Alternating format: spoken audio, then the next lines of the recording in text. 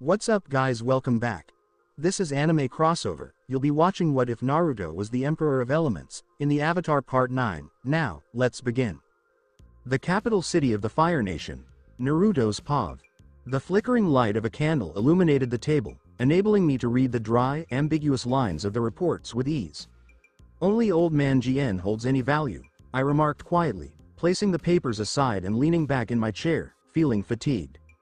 For several nights, I have been meticulously reviewing the reports provided by Old Man Jien and Piandao. The more I explore, the less inclined I feel to proceed with the reading. The faction Azulon provided to me has proven to be a group of sycophants and underperformers. They demonstrated a keen ability to gauge prevailing trends, which is the reason for their prolonged success. Merely vacant shells. I should have anticipated this, I remarked, gently massaging my temples. During Azulon's reign, there was minimal advancement in the acquisition of new territories. Under his leadership, the potential for industrial growth came to a standstill. The nation was relying on the foundations established by Sozin. Old Man Jien, wishing to avoid causing me any distress, chose to disclose the complete truth only recently. Now I comprehend why he frequently expresses contempt for the other members of our small group. Throughout the years, Piandao has amassed significant debts and established connections that enable him to procure the most current information on my behalf. I believe this represents only the beginning of a much larger issue. I will need to reorganize all aspects of the plan, I concluded with a sense of determination. I will soon need to engage Naruto and Drea. They possess the capability to collect essential information and remove any obstacles in my path. My thoughts turned to Fire Lord Ozai. His actions evoke a whirlwind of mixed emotions within me. In the show, he is depicted as the primary antagonist, a character so overtly villainous that his presence is unmistakable. Recently, he skillfully revealed a significant number of corrupt military officers and officials who had been exploiting their own nation for years. The schemes were highly complex, making them nearly impossible to unravel. Unfortunately, they failed to recognize the current occupant of the throne. Humans possess an inherent tendency towards selfishness and self-centeredness. Their own well-being takes precedence, regardless of any self-righteous assertions. Perhaps they appreciate the respect they garner for their commendable actions. Ozai, with his intense ambition for power, exemplifies the complexity of human nature, illustrating that individuals cannot be categorized as entirely good or bad. Each individual possesses a unique perspective shaped by their distinct life experiences. However, his influence extends beyond mere personal strength. If my understanding is accurate, the greater the strength of his people, the greater his own strength becomes. He occupies the apex of a pyramid, supported by the common people at its base. He strategically allocated a modest amount of funds across multiple sectors, with the largest portion directed towards innovation. I believe that, even in the absence of a mechanist, they will ultimately achieve the capability to develop tanks and airships. It is merely a question of time. Understood, I signaled with a snap of my fingers. I had entirely overlooked the mechanist. Roku must locate him promptly to prevent the destruction of his village by floods. I cannot leave his fate to chance. The world cannot afford to lose such a remarkable intellect.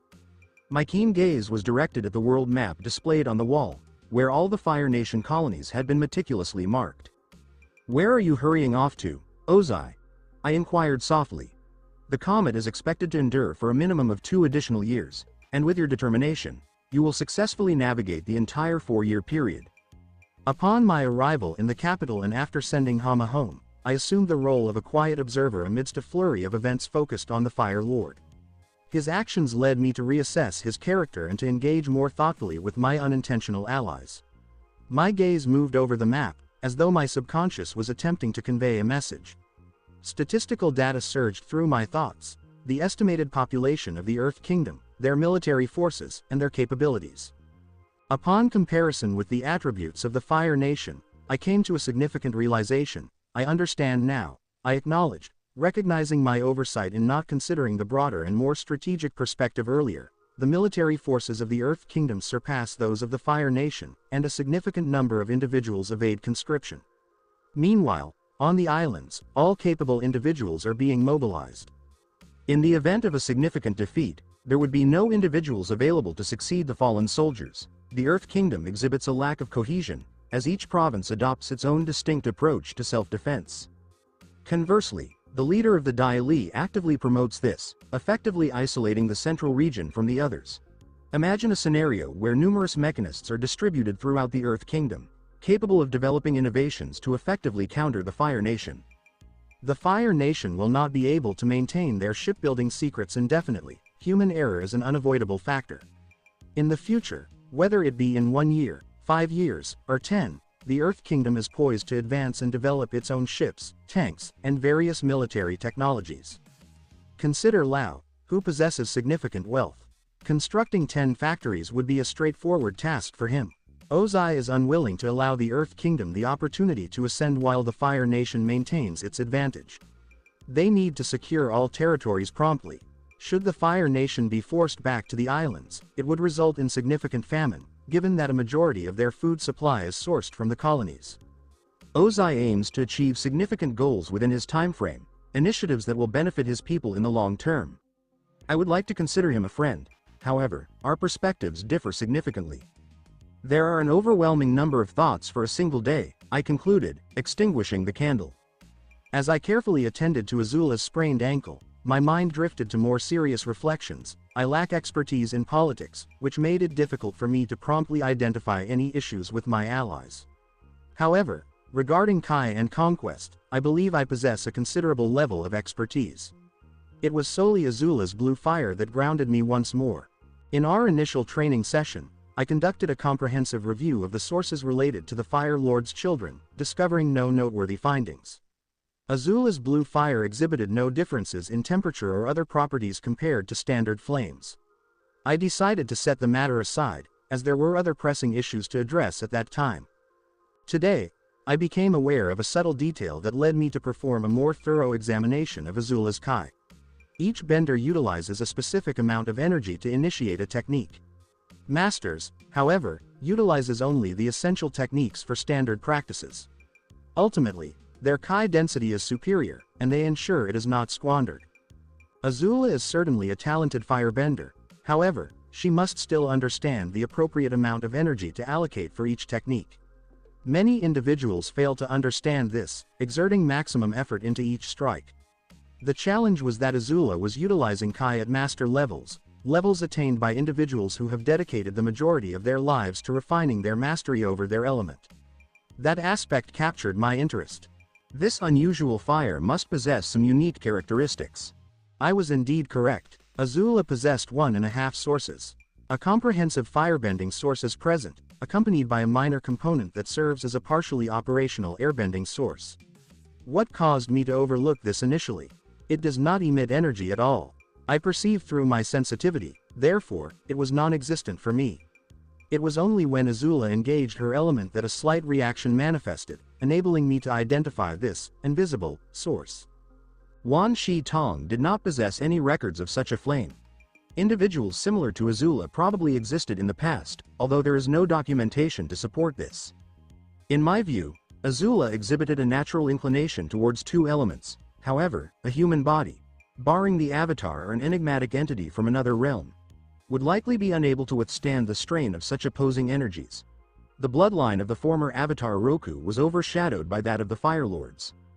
If Ursa had possessed the abilities of a firebender, the circumstances could have unfolded in a markedly different manner. A mutation then took place, with the fire source representing the planet and the air source serving as its moon, enhancing Azula's flames and allowing her to utilize less Kai. I believe there are additional advantages to consider. It is highly probable that upon achieving a specific level of mastery, the intensity of her flames and the extent of her attacks will significantly increase. Azula, are you all right? Tai Li inquired with concern. It's nothing. I will be back to my usual self in no time, the princess responded with assurance. She was well aware of the effectiveness of my massages. The concept of life energy represents a significant force that individuals have often overlooked in their pursuit of mastering the elements. Next time, I will certainly secure victory, Azula asserted. I will make every effort as well, Tai Li stated with a confident smile, eager to demonstrate her abilities. Today, I chose to illustrate the risks associated with overlooking martial arts. Azula may not fully comprehend that her ability to bend will diminish when her body becomes her sole means of defense. Zuko was not involved this time, as he had been training with swords for an extended period. Ty Lee caught me off guard. Or rather, her refined movements did. It was evident that they were components of a comprehensive system that a teenage girl could not have developed independently. This indicates that she has an instructor guiding her through this process. All completed, I remarked with a smile, observing Ursa's relaxation from the corner of my eye. Progress is being made, even if it is not apparent to Ursa. She has been focusing more on Azula. Thank you, teacher, Azula expressed, promptly making her way towards her friends. This marked the final meeting at the palace. Their next meeting would be scheduled at the academy in 2 weeks. The final days of vacation are traditionally dedicated to family time, which consistently occurs on Ember Island. As the children engaged in their activities, Ursa and I enjoyed tea while conversing about a range of news topics. I frequently noticed her thoughtful gaze, initially uncertain but becoming more resolute as our discussion unfolded. I will bring additional tea leaves, she stated as she rose abruptly, then grimaced while holding her back. I promptly assisted her in finding a comfortable seating position. I believe I rose too suddenly, she remarked, offering a modest smile. This area, she indicated her lower back, has been troubling me for quite some time. I'm beginning to grasp the situation. Could my massage potentially assist in resolving this issue? She inquired with a hint of uncertainty, gently biting her lip. In a moment, I activated all my senses, striving to identify any surveillance. Observing Ursa, I found myself uncertain. Was this a stroke of luck or a strategic decision? No one was observing us, which is quite unusual. We will not know unless we attempt, I stated with a smile. However, it is improbable that we will resolve it in a single session. A comprehensive course will likely be necessary, I added.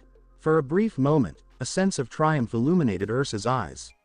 Let us begin by assessing the gravity of the situation, I stated, gently warming my palms. May I inquired, gesturing towards her back, and received a hesitant nod in reply. I proceeded with care, gently placing my hands on her tense back, which gradually began to relax. Does it cause discomfort in this area? I inquired softly into her ear, positioning myself behind her. A bit lower, Ursa instructed, her voice quivering with anticipation. The delicate fabric of her robe resembled silk, creating an impression of direct contact with her skin. Gently guiding my hands downward, I began to respectfully explore the contours of her hips, adhering to her request. I actively channeled my energy and initiated a genuine massage. My visits to that female monastery proved to be fruitful. I recalled something significant.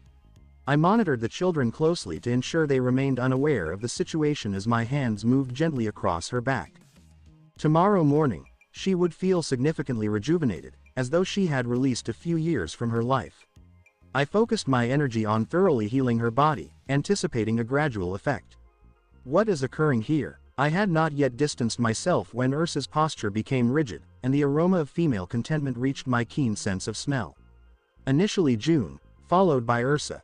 This world seems to require not an avatar, but rather an individual capable of bringing joy to women. 1. I sincerely appreciate it, Ursa expressed promptly, her cheeks turning red. I just realized I overlooked an urgent matter. I must leave now, she stated, quickly making her exit. I have just made contact with your back, I reflected, perplexed. As I shifted my attention from Ursa's departing figure, I observed my swiftly avert her eyes, deliberately steering clear of my gaze. I hope she didn't witness anything. Her inherent stealth has proven to be quite deceptive. Successfully gaining her attention, I placed my index finger to my lips, eliciting several swift nods in reply. I trust that Mai will exercise discretion in her communications. The harbor of the Fire Nation capital.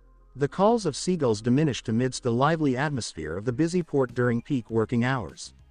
In the midst of this flurry of activity, our group remained a steady island of tranquility. Unfortunately, Father is unable to join us on this voyage, Zuko remarked with a sense of regret. However, the expressions on the faces of the other members of the Fire Lord's family indicated a lack of strong opposition to this outcome. The guards have at least doubled, Azula remarked with a hint of dissatisfaction, observing the Fire Nation warriors stationed nearby. Their commanding presence compelled individuals to navigate around our group in a broad arc. Your father has numerous significant responsibilities to manage at this time. After all, he wasn't the first individual in our nation before, Ursa said reassuringly, gently patting her son on the head.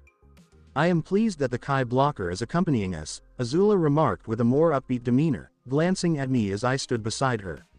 I share your sentiment, Azula, I responded with a similar smile.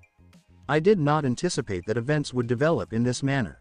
Yesterday, I received a notification that I would be traveling to Ember Island with the Fire Lord's family. No explanations were provided, yet it was evident that additional skilled guards were always beneficial. Furthermore, this approach demonstrated that Ozai was maintaining control over the situation, ensuring that even his family's vacation remained unaffected.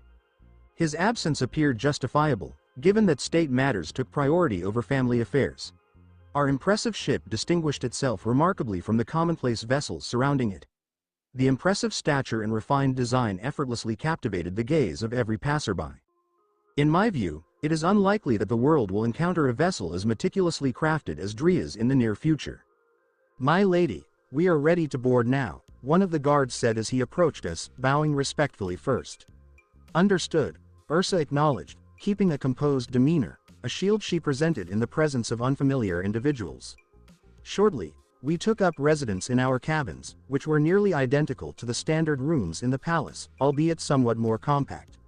As I boarded, I thoughtfully observed the harbor, alive with its daily activities. They have departed, I determined after a minute of meticulously surveying the area for any unwarranted attention towards our vessel or team. Not long ago, I noticed several unfriendly glances directed towards us. It brought to mind my visit to Piandao. Probably, there will not be an attack this time, I considered with increased assurance, surveying the nearly full ship. To engage such a large number of soldiers and conquerors, one would need to either possess a sound strategy or assemble a considerable force, which would be difficult to hide. However, when engaging with the fire sages, one must not assume anything. In the most unfavorable scenario, I would resort to my full capabilities, however, that would be greatly regrettable. I preferred not to impose any changes on the events that were unfolding satisfactorily. A sudden burst of laughter from the adjacent room interrupted my contemplation. My curiosity prompted me to discreetly enter Zuko's room, where I found him ensnared in a hammock. Azula remained close by, her laughter echoing in the air. Please, stop laughing and assist me, Zuko exclaimed, exerting effort to extricate himself. After carefully assisting him with 4 pairs of hands, we shared a light moment and proceeded back to our rooms. We would soon be summoned for dinner. The duration of the journey is expected to be just under 2 days. During the course of the trip, there were no significant incidents reported. We were thoroughly enjoying our time, as if we were already on a resort island. On the second day, as evening approached, our vessel reached the island. Upon our arrival on land, we quickly recognized the demanding nature of sailing. The continuous rocking did not facilitate optimal rest. We proceeded directly to bed after dinner, anticipating a refreshing start for our beach outing the following day. The property featured a private beach, which we chose to enjoy on our first day of vacation. The water temperature was unexpectedly pleasant, however, prolonged swimming in salt water appeared improbable. Everyone experienced a genuine sense of relaxation, a rare privilege for those residing in the palace, where constant scrutiny from servants, high-ranking officials, and officers is the norm. You promptly adapt to maintaining an upright posture and observing your conduct, yet it remains burdensome. The offspring of the Fire Lord are subjected to heightened scrutiny, with each action meticulously examined from multiple perspectives. It is heartening to witness their authenticity, I remarked to Ursa, who was reclining beside me, a gentle smile on her face as she observed her children playing in the water. This is their favorite part of the vacation, the woman concurred, casting a glance at my exposed torso. I often found myself appreciating her silhouette, which was evident through her sheer beach dress, particularly her well-defined features. Our residence was secured, resulting in only a limited number of individuals observing us on the beach, and even those present were not particularly vigilant. My reputation as an influential Kai blocker was pivotal. When Ursa requested that I apply sunscreen to her back, I promptly agreed, first taking a moment to ensure that our surroundings were private. As she removed her dress, she turned onto her stomach with evident apprehension, showcasing her appealing curves, which caught my attention. Her white bikini highlighted her features, intensifying my attraction. Applying the local sunscreen to her back, I carefully glided my hands along her spine, eliciting a subtle shiver. Her life energy transferred into my hands gently, enabling me to engage with her body. "What are you doing to me?" Ursa inquired softly, shielding her face with her hands. My hands soon moved beyond her back, gradually exploring additional areas. At times, I made contact with her breast, and eventually, her soft derriere came within my reach. The experienced mother sighed gently as my actions toward her lower regions became more assertive. I quickly observed a rise in moisture levels in a specific area. I found myself unable to resist the temptation, gently moving aside the fabric to reveal her intimate allure. Now fully engaged, Ursa did not oppose my actions. Her elegantly groomed features invited my attention. I eagerly began to explore her entrance with my fingers, intensifying her arousal. Ursa's movements became deliberate and pronounced, indicating her urgency. She said in a gentle, imploring tone, eliciting a noticeable response from my swim trunks, "Not now, not here." I reflected with a sense of regret. Observing that the children appeared to have concluded their playtime and would return shortly, I resolved to complete the task of applying the sunscreen. Initially with some hesitation, my index finger began to gently explore her moist folds, which responded with a soft embrace. In a matter of 5 seconds, my second finger became involved. Even so, it felt constricted, although I had not anticipated such tightness from a woman who had experienced childbirth. It appeared that Ozai had not visited her. This is advantageous for me. My fingers moved in a steady rhythm, skillfully attending to the needs of the woman beneath me, who responded eagerly to my touch. "Quicker, quicker," Ursa urged, her breath labored. As I embraced her desires, I sensed her body tighten in response. Her posture was assertive, her back slightly arched, and my fingers, now slick, moved with precision and intensity. In the following instant, liquid emerged from her center. Utterly fatigued, Ursa sank onto the sheet, neglecting to conceal her damp, slightly stretched entrance. Azula and Zuko were already emerging from the water, so I promptly adjusted her panties and draped her summer dress over her warm, perspiring body. In less than a minute, the children arrived to join us. Zuko promptly consumed half a pitcher of juice. "Mother, are you feeling well?" the perceptive Azula inquired, noting her mother's unusual demeanor. "It appears that your mother may have had excessive sun exposure," I responded promptly. "However, she is doing well now." "Yes, I'm fine," Ursa stated, her voice calm yet subdued. The day concluded with a visit to one of the island's premier dining establishments. I believe that this destination was exclusively frequented by the elite, as only those with considerable wealth and influence had the means to enjoy a vacation here. The following morning, we opted to visit a public beach that was quite busy. There were families, along with groups of youthful individuals. Zuko and Azula promptly engaged with a group of children playing along the sandy shore. People walking by would often take a look at Ursa and me, but they seemed to know exactly who we were. This time, I wasn't going to bother with sunscreen, but honestly, just hanging out with a beautiful, well-read woman made it all worthwhile. We decided to check out a new restaurant for lunch and ended up trying some local delicacies. As the evening rolled in and the sun started to dip, we headed back to the beach to catch that stunning sunset. By that time, you could see some drunk folks starting to show up, mostly teens and young adults, probably the kids of officers and officials. I didn't think something like that could happen, especially with those intimidating guards around, who were clearly letting us know our status, even here. So, it seems like alcohol got the better of one young guy, as he strolled over, clearly not in the mood to wish us a nice vacation. "Mom, why not ditch the guards and hang out with a real firebender?"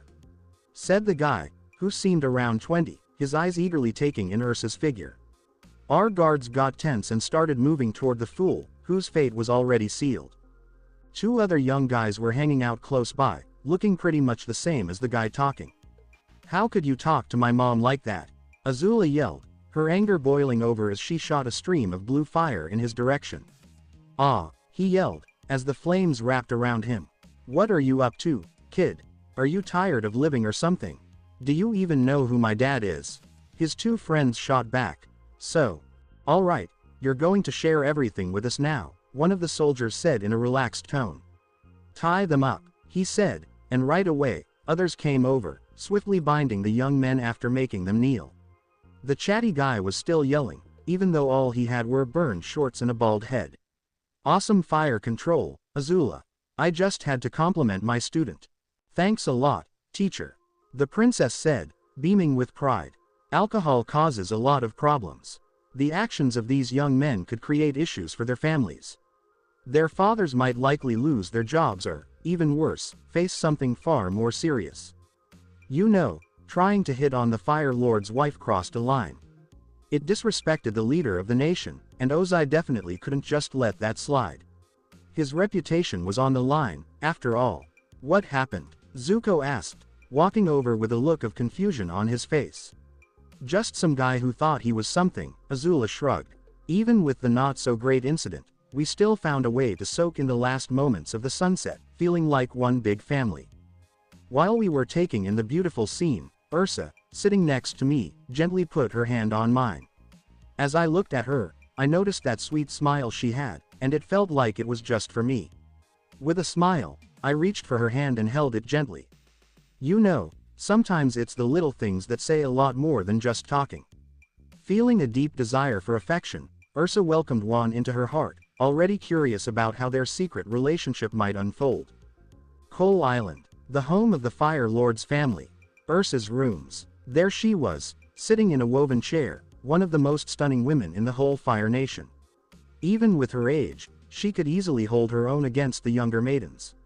While she was combing her long, dark hair, the woman looked like she was deep in thought, her mind drifting off somewhere else. Even with her brows slightly furrowed, she still looked beautiful. It just showed a bit of the worries she was dealing with. Every time she told herself to stop, to just say no, and every time she broke those promises, Ursa thought, as she sank deeper into that familiar, sweet feeling known as love. It was something she had only felt in her youth, back when she was about to marry Ikam. He's probably judging me, thinking I'm some kind of fallen woman for indulging in this debauchery. She started to spiral into another uncomfortable thought. I wish Mother were here. She would definitely have some good advice for me. Another thought popped into her head. No way, I can't reach out to them. That's not the reason I've kept quiet all these years.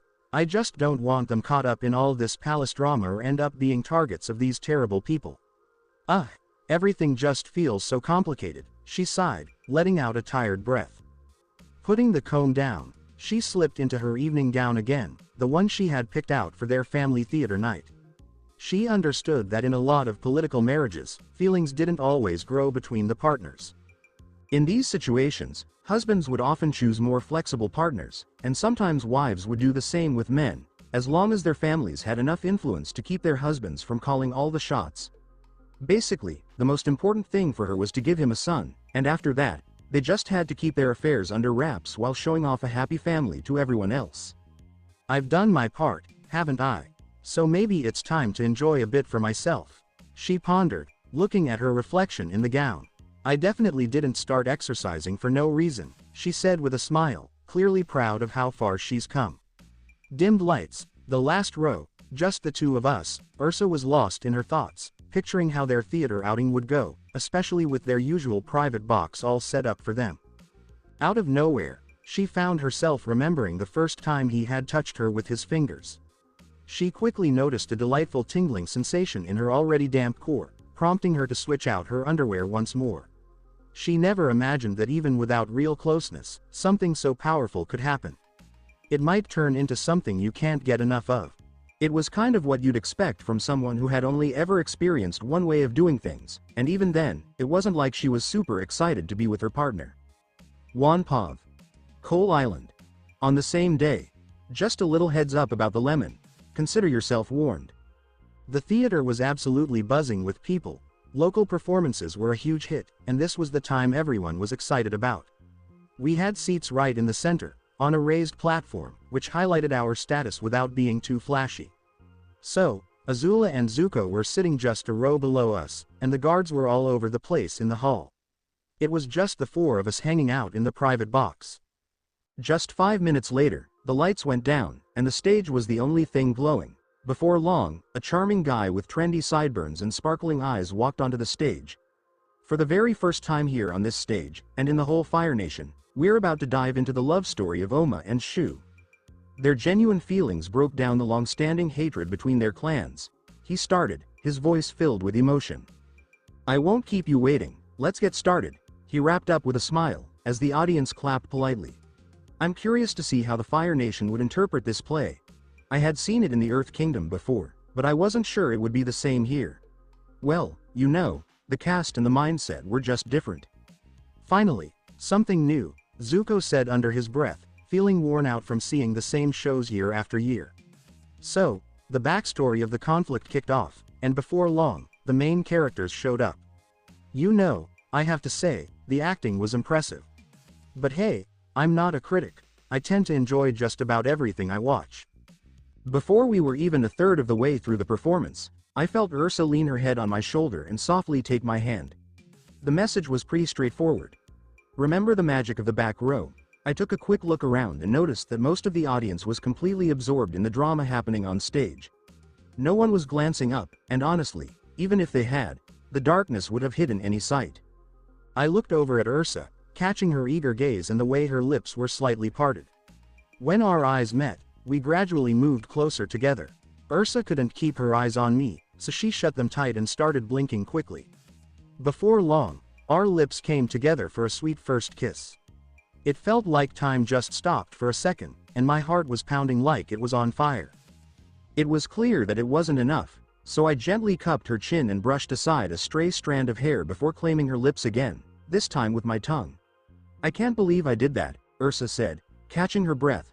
Dreaming about another man and acting out those things right in front of my kids, she added, a touch of guilt in her voice. I guess I have to take some of the blame too, I said, noticing her rosy cheeks, but you know how it is. The heart wants what it wants, I added, diving back into what we were doing with enthusiasm. Ursa reacted with equal enthusiasm, her playful fingers sliding down to my lower companion. I want to make you happy too, she said, pulling out my soldier that was all set for action. Wow, that's huge, she said, clearly amazed by what she saw. She didn't say anything else and started moving her hand, but quickly figured out she'd need her other hand as well. The background music and the loud voices on stage completely masked any telltale sounds. Otherwise, they might have caught the Fire Lord's wife happily enjoying the company of another man. Before I knew it, my hands were doing their own thing. One hand found its way into her partially exposed cleavage, giving her breast a brief touch before continuing. I found her nipple and gave it a gentle touch. The other hand slithered further, like a sneaky snake, slipping beneath her gown. Even her panties couldn't hold it back. Her familiar folds were pretty moist, so I just went ahead and slipped my fingers inside without any extra prep. I quickly silenced her almost escaped moan with a passionate kiss. Ursa's hand moved faster, driven by what I was doing. I gently parted her gown a bit, revealing her beautiful, snow-white breasts that looked so tempting. The hand that had been playfully teasing her breast was now in her mouth, 2 fingers gently keeping any sudden, loud, and unwanted moans at bay. Ursa, her thoughts already swirling with desire, started to eagerly lick my fingers. I kissed her upper assets with my lips, taking my time with each one. Sometimes, I would use my teeth, creating a path of marks that led to her perkily erect nipples. As I pressed against her left nipple, I started to suckle it gently, hoping to catch a glimpse of life's essence somewhere deep within me. She reacted quickly. My fingers, feeling right at home with her, were tightly clenched as warm streams of her love flowed over them. Her fingers wrapped around me just as firmly. Hold on a sec, she said, taking a quick break. In just half a minute, she got back to moving with a fresh burst of energy. Soon, I was done as well, covering her hands with my thick seed. Take this, she said softly, pulling out some small towels from her bag. Ready, I thought, so it was all set up beforehand. Just 5 minutes later, they called for intermission. Guests were chatting excitedly about what they had seen, while some were placing their food orders. Ursa tried hard to pull herself together, but she just didn't have the energy to stand up and go anywhere. Here, take this and buy yourselves something nice, she said, relaxing in her seat as she handed money to her kids. Just one more round after the break, I said softly, giving her knee a gentle squeeze once the kids were out of the room. Ursa let out a satisfied, clearly pleased. After a quick break, the story picked up again, and so did our games. During the time she had, Ursa experienced 2 more moments of release, taking a break in between since she just wasn't ready to keep going. I did it again, I finished. Even so, Jun and Drea demonstrated how strong and captivating a woman's core can be, so the touch of gentle hands didn't feel as exciting. I'd definitely choose tight holes and mouths any day. After cooling off a bit, we spent the last 5 minutes just chatting and relaxing. I hope I haven't let you down, she said out of the blue. Why would I think of you like that? I asked. So, it's been under 6 months, and here I am, already going after my kid's tutor, and I've got a husband at home too, she started to list off. Oh, and also, shish, I said, putting a finger on her lips, in my eyes, I see a beautiful woman just looking for her love, and that's what counts. One, she said softly, leaning in to give me a gentle kiss on my lips and face. We can't let anyone know about us. I just can't bear the thought of losing you. If someone finds out, it could put you in danger. Everything's going to be okay, I said, gently brushing her cheek. For now, let's just take it easy and see where things lead us. Soon enough, I'll share my plans with you, and you won't have to stress so much. The last few days of the holidays were pretty much the same vibe. Every day had its own mix of happenings. Ursa and I got to play a few more times, but we kept it friendly and didn't cross any lines. The guards were keeping a close eye, and even though Ursa was pretty open, she just wasn't quite ready to make that final move yet. I'm taking my time, so there's no pressure from me. We'll make it there in due time. It's been nearly a whole year of studying, Azula said with a sigh, gazing at the diminishing outline of Coal Island. I know, right, Zuko said, sounding just as frustrated. I'd much prefer training with Teacher Wan and Deku. Deku was Zuko's combat instructor. While he might not have reached the same level as Piandao, he was definitely a strong warrior in his own right, with some impressive accomplishments to his name. You'll still be back on weekends, I said, playfully ruffling their hair. And just so you know, I haven't let you off the hook for my assignments, I added with a teasing grin. So, Azula mentioned that their academy runs on a 6-day school week, and the last class on Saturday wraps up around lunchtime. Looks like they might be back at the palace by evening. Sometimes, they were held for events, but it didn't happen often. With the separation looming, Azula just couldn't get enough of me, trailing behind like a little shadow all around the ship. Ursa laughed, saying, looks like a rival is on the rise, not knowing that her joke would actually turn into reality later on. Right now, we're enjoying the funny show with Zuko and Azula as they play the parts of Oma and Shu.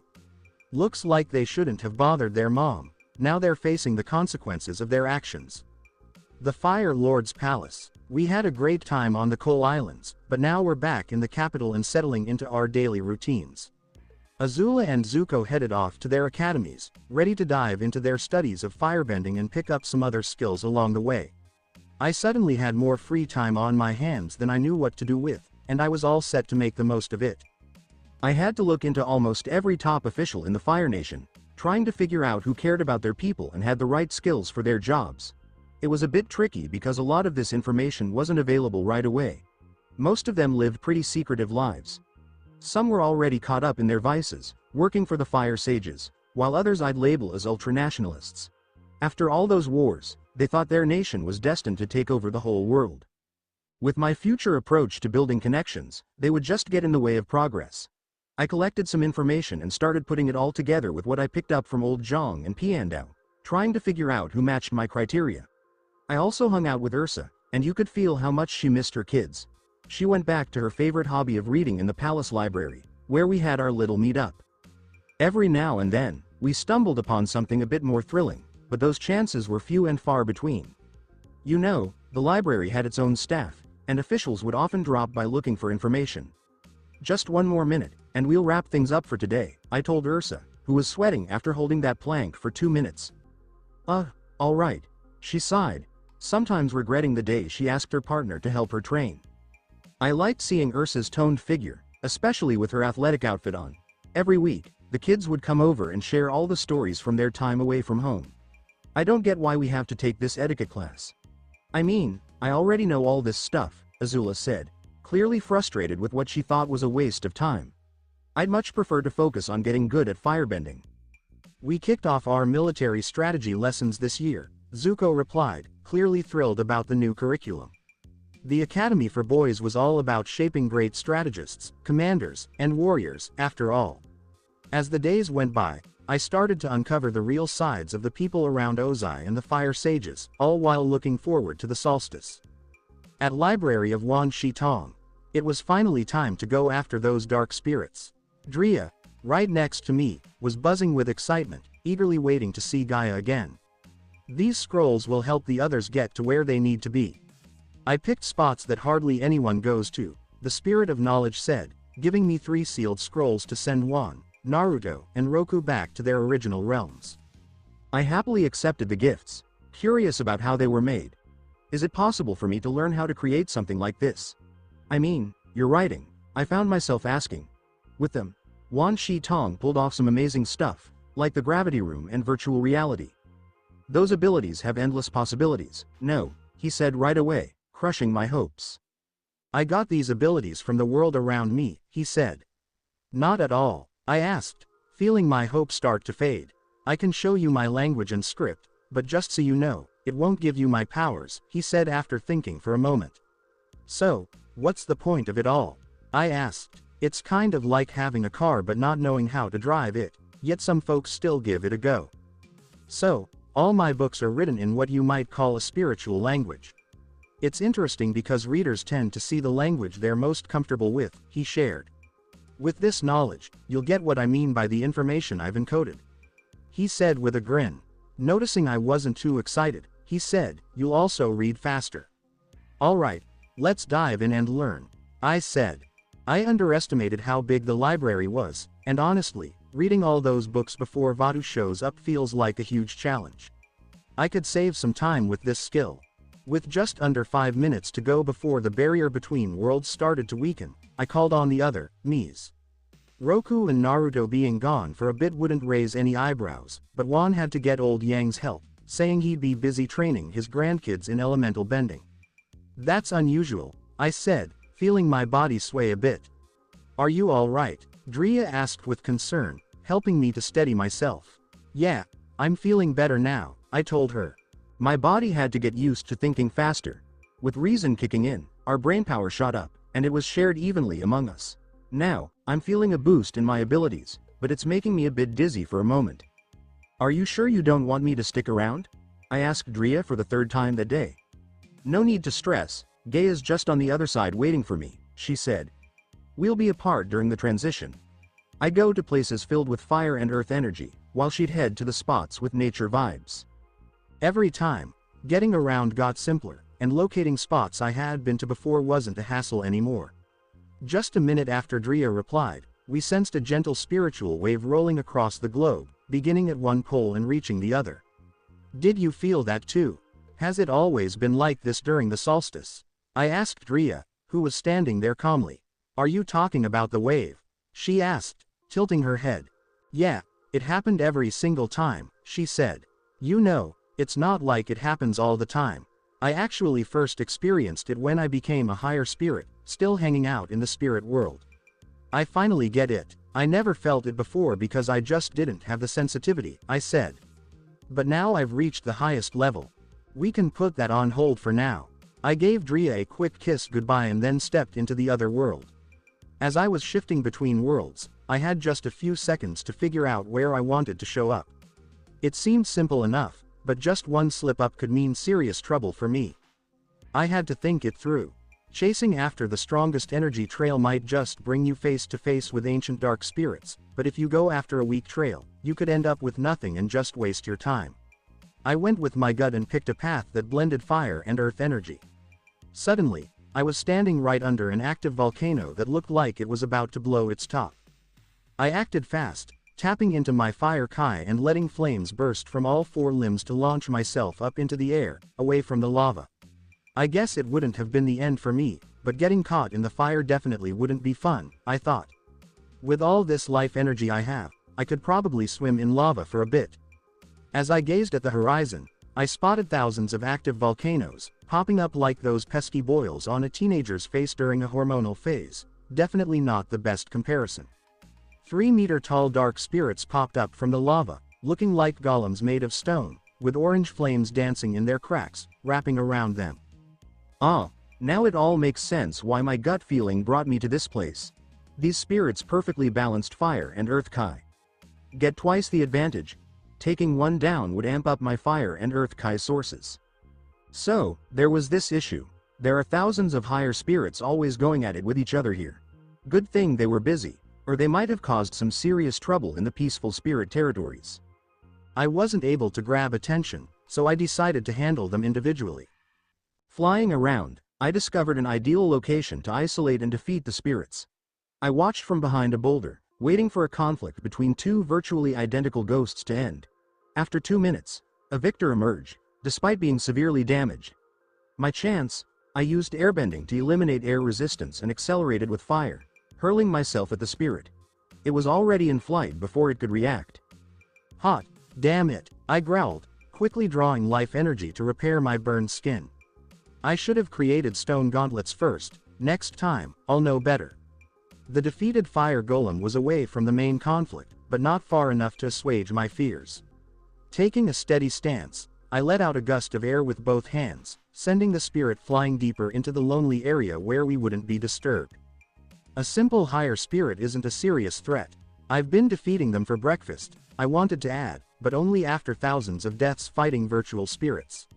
Let's try something, I reasoned, focusing Fire Kai into a torrent of blazing flames that stopped the spirit's progress.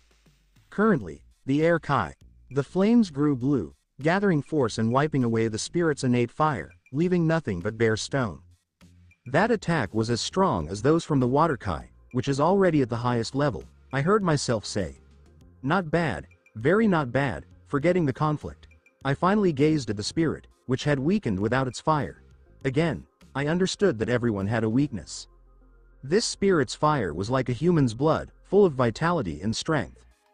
Bye-bye, I cried, racing toward it with a raised leg that quickly collided with its head. Brushing off the dust, I examined the mound of stones that was once entire. The defeated spirit's Kai was evenly divided across my sources. I feel like a cheater, I thought, but then I remembered the ancient dark spirits in Vatu, who wouldn't even try to murder me. For the next few hours, I simply defeated one spirit at a time. Realizing I could manage two, I aggressively approached struggling couples and drew them into my domain. I persisted until I was full and unable to take any more Kai. Last time, the children of Unagi helped me reach the highest water level, I remember saying. It's unknown how long it'll take to reach the highest fire and earth levels, I said with a sigh. My Kai sources were prepared for the transfer, but it would not occur until my grasp of the elements improved significantly. I had several ideas that I'd need to think about carefully. For the first time, I completed my chores in the spirit world ahead of time. I could look for air spirits, but I doubt I'd find any in the remaining hour. For miles, everything was steeped with fire and earth Kai, and the chances of encountering air spirits were slim. So I choose to return to the human realm. I wonder what Dria's up to. Dria's paw. Dria's mischievous temperament freed her from the constraints of the average spirit's time sense. Without her friend for 6 months, she had become extremely lonely. Living among people who respected time had inspired her. Gaia smiled and welcomed Dria for who she was, although not entirely understanding her joy. So, you did it? Gaia inquired, with a slight flush on her cheeks and her hooves tapping the grass. Dria nodded cheerfully. It was so cool. Words can't describe it, much better than Aunt Lan's writings. Okay. No details, please. Gaia waved her hands, embarrassed by the exchange. Don't worry, if you don't find your love, I'll ask Naruto to accept you. Dria misinterpreted while attempting to console her. All books say people love having many partners and lovers. Look at Naruto, he has several girlfriends and isn't stopping. A spirit's perspective couldn't understand envy, sharing love with others appeared preferable. I get it. Gaia was about to burst with shame. Despite her age, she behaved like a youngster in certain respects. Gaia, unsure how to distract her buddy, took note of Dria's irregular pulse rate. Nature spirits detect vitality in every living person and plant. Dria was unconcerned, and Naruto felt nothing because he lacked the senses of a nature spirit. Stop, Gaia demanded, resting her head on Dria's stomach and listening closely. When did your life pulse change? You noticed, too. I was going to tell you. Dria hit herself. It started after my first night with Naruto. Gaia wondered. It's unclear what this means, but let's hope nothing bad happens, she mused. Naruto. Northern Water Tribe. 96 years after the genocide of the air nomads.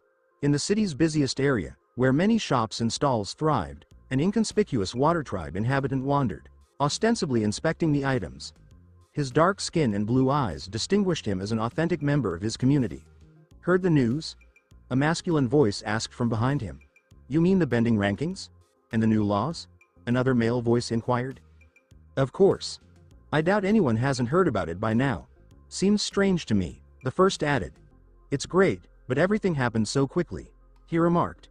Similar conversations resonated throughout the rapidly developing city. Some did not understand, some disputed, and a few agreed, but one thing was certain. No one stayed indifferent. Naruto's paw. It's been a while since I changed my appearance and wandered through crowded places, I reflected as my feet carried me gradually to the opposite end of the market. After the solstice, I was busy preparing my people for an unpleasant future.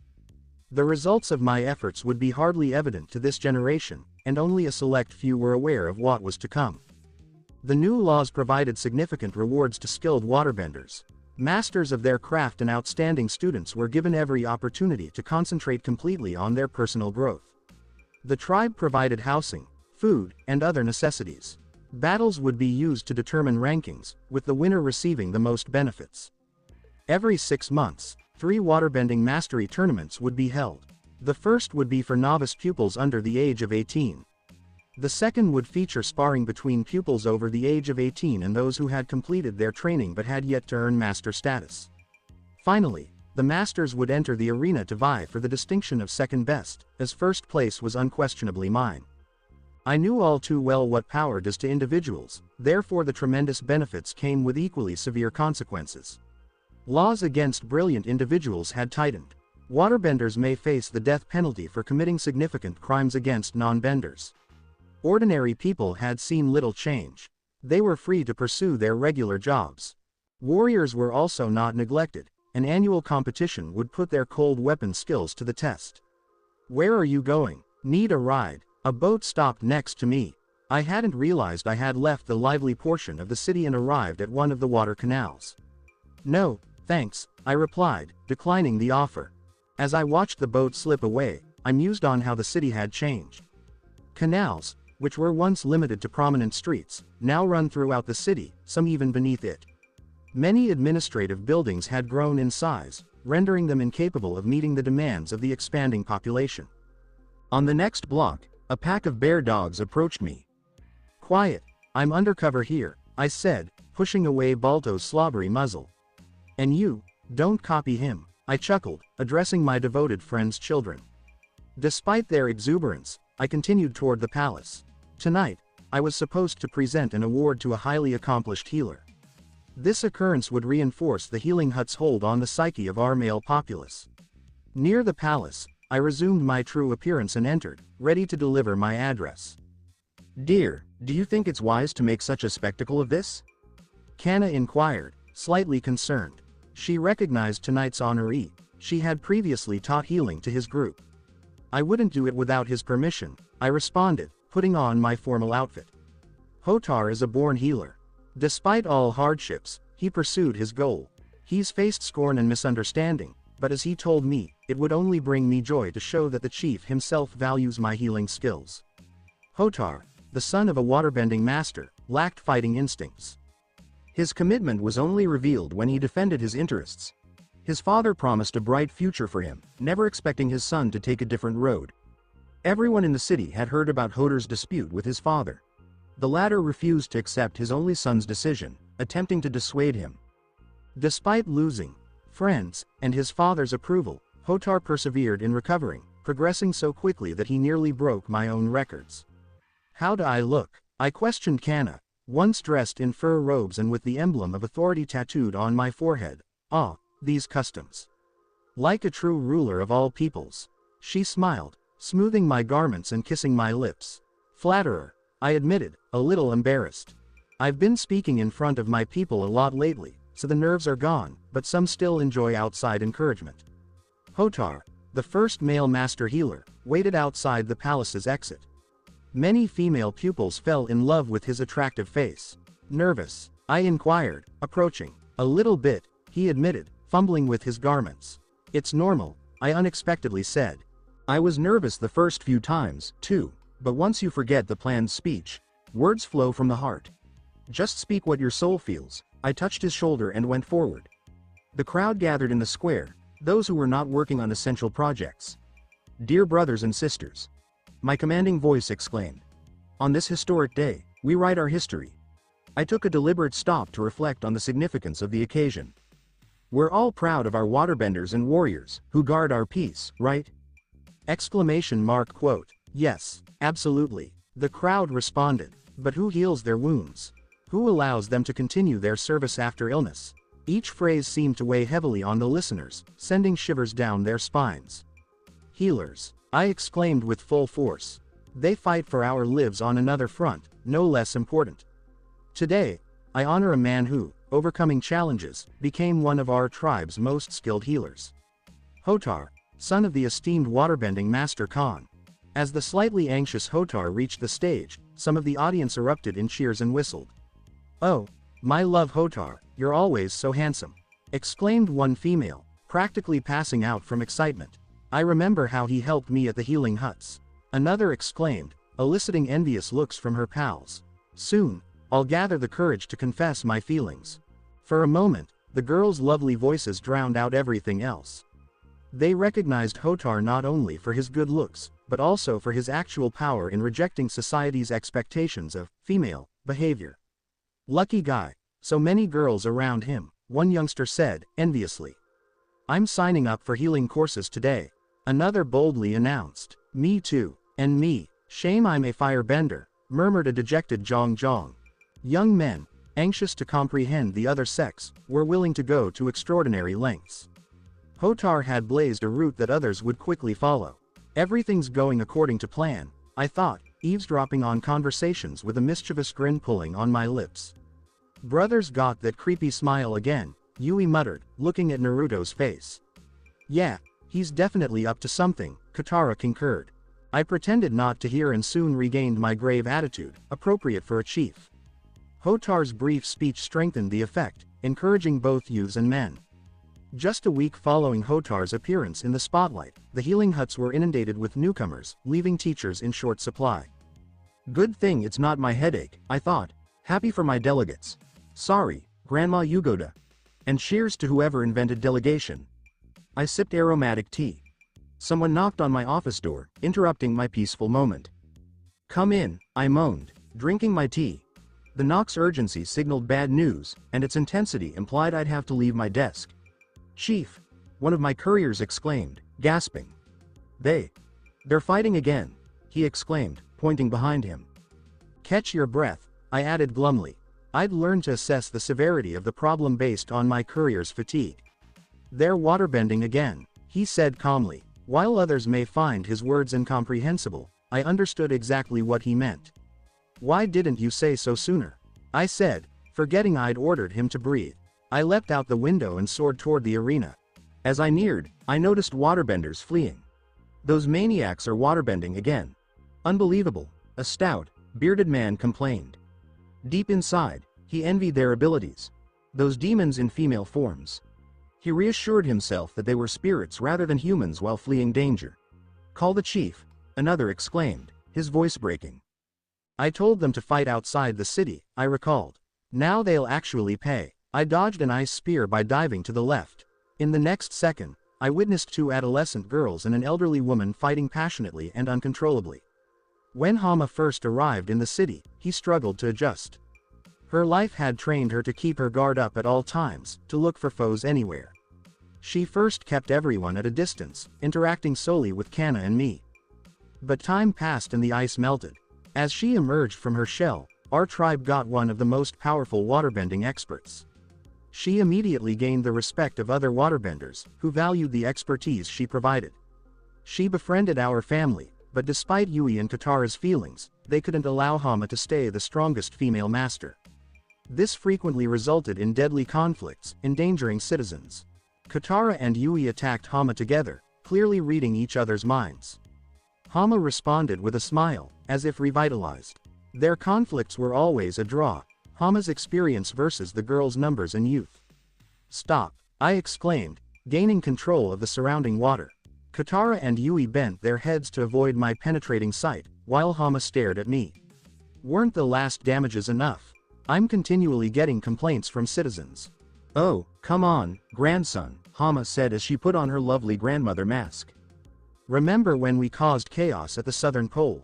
Our fights with the girls were nothing compared to that," she added, reverting to her old ways. Yeah, in the southern tribe, the snow was whiter, and the people stronger. I've heard it all before, I grumbled. Yui, Katara, I said their names as a phrase. Your mothers are waiting, I said, smirking. I couldn't effectively discipline them, but their mothers could. Hama, I said as she started to depart. Kana wants to talk to you, I added with a smile. She respected her friend and avoided bothering her inadvertently. Asterisk. They picked the wrong opponent, I thought smugly as I left the arena. The local sun's penetrating midday rays lit up a nicely furnished room. The walls were adorned with finely painted pictures of the Fire Lords, Sozin, Azulon, and Ozai, each gazing out at the world in all of their magnificence. The others in the room were equally intriguing. I'll try to learn as much as I can about Ozai's plans, said a guy whose appearance suggested he occupied a high-ranking position in the Fire Nation's bureaucracy. I'm banking on it, said the Fire Sage, snarling. With the person standing alongside him, he felt no reason to contain himself, exposing his genuine firebending abilities. You don't want to disappoint our lord, would you? He asked, pretending worry. Not at all, the first man hesitantly answered, appearing much smaller than his interlocutor. Good, the sage responded, pleased with both the response and the man's brief dread. I'll leave your company tomorrow, but I'll stay here tonight, he declared, rather than asking. The room is ready, and you will be escorted, the man calmly responded to the imposition. His residence usually had several rooms ready for unexpected visitors, equipped with everything they needed for a nice stay. May the flames lead you, the fire sage remarked before exiting the room. May the combustion prevail, another voice said. As soon as the fire sage left, the man sank heavily into a chair. It had required enormous effort to disguise his genuine state from his interlocutor. He had several hours of reflection. He knew his fate depended on completing his assignment, therefore he had to avoid the worst-case scenario. While they would not kill him, they may cause significant harm to people around him. He could not stand to stare into his wife's tear-stained eyes. Guilt gnawed at him mercilessly. Soon you'll be home, my sunshine. The notion stayed in his head as he devised a plan to get out of the predicament unharmed. None of them noticed the extra ear, or, more accurately, a single ear, that had been listening all along. Near one of the wooden shelves, blending in with the woodwork, stood a cartoonish ear, more a locator, that had heard the entire exchange. In the following few seconds, the brown ear quickly retracted into the shelf, leaving no trace. Naruto and Drea, same location, same time. Test passed, no one noticed a thing, the ear Drea had developed demonstrated itself above praise. We were now in the residence of the Deputy Minister of the Economy. Although not a bender, he excelled at banking and economics. He had gained his position entirely by his own efforts, which eventually drew the notice of those who worshipped the dark spirit. After all, an extra source of income was always appreciated. For a while, his lack of bending powers shielded him from the clergy's scrutiny. But it couldn't last indefinitely. The sages grew in strength and influence, eventually recruiting followers without their master's direct involvement. Wealth, blackmail, and threats were their instruments. He'll be a valuable acquisition, I thought as soon as Juan revealed everything there was to know about him, including facts he probably didn't know about himself. This was our first operation to combat the Fire Sages, a festering sore. Their expansion had to be controlled, otherwise, by the time I took over, there would be no actual professionals remaining. Because of Drea's remarkable earthbending powers, our duo could properly be termed the gods of espionage. Before invading the esteemed deputy's well-guarded home, we had learned the exact location of his daughter. She was easily rescued because the house where she was held was poorly guarded.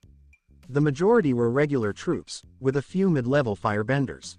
The sages most likely relied on their remote setting.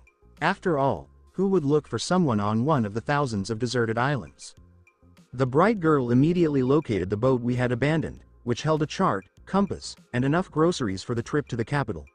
Nothing could be left to chance, thus Drea's earthbending vessel would remain with her the entire time. Her creation's intelligence already enabled it to respond logically to its creator's orders. She would be greeted by Old Man Yang's people. Ozai would next learn about the circumstances and take advantage of the chance that had presented itself. After all, who would refuse a passionately loyal subordinate? While the sun was still up, we meditated and focused on our Kai. I only recently realized its true benefits. Until then, I was convinced it was pointless. However, rare texts by obscure authors had opened my eyes. The key was that it wasn't some top-secret procedure or anything like that. To disconnect from ideas and listen to the elements, simply take a comfortable position, even if it means lying down. There are millions of small particles of the four elements' energy all around us.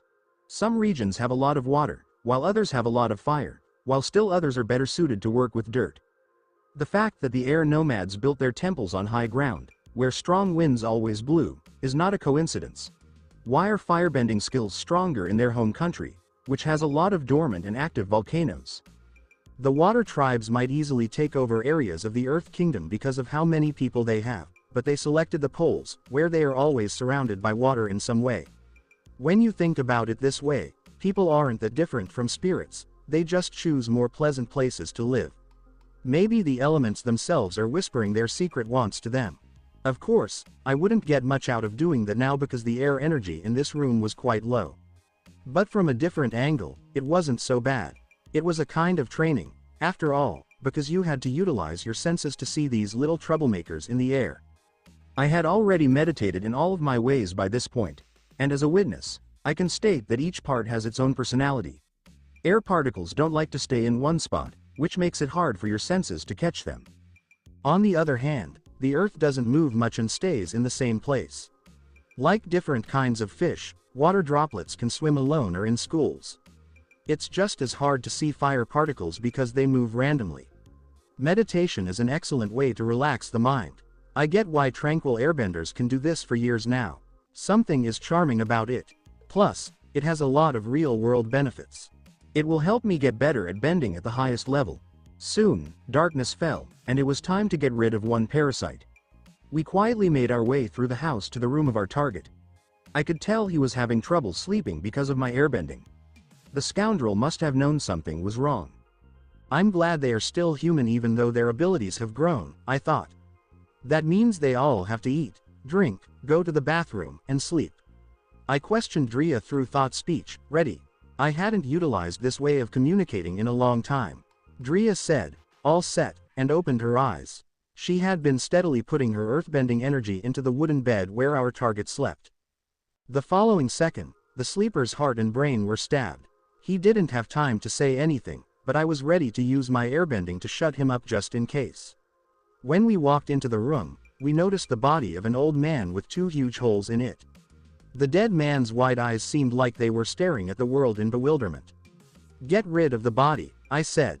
All of a sudden, a huge mouth sprouted out of Drea's palm. It looked like a Venus flytrap but was much more deadly. It opened wide and ate the sage's body in one bite, gleefully crunching the bones. After a short burp, her hand went back to normal in less than 5 seconds. What a pretty little flower. It would take time to get used to Drea's way of bending soil. I informed Drea, we can leave, our work here is done. I thought the owner of this house would be smart enough to see how bad things were when one troublemaker left.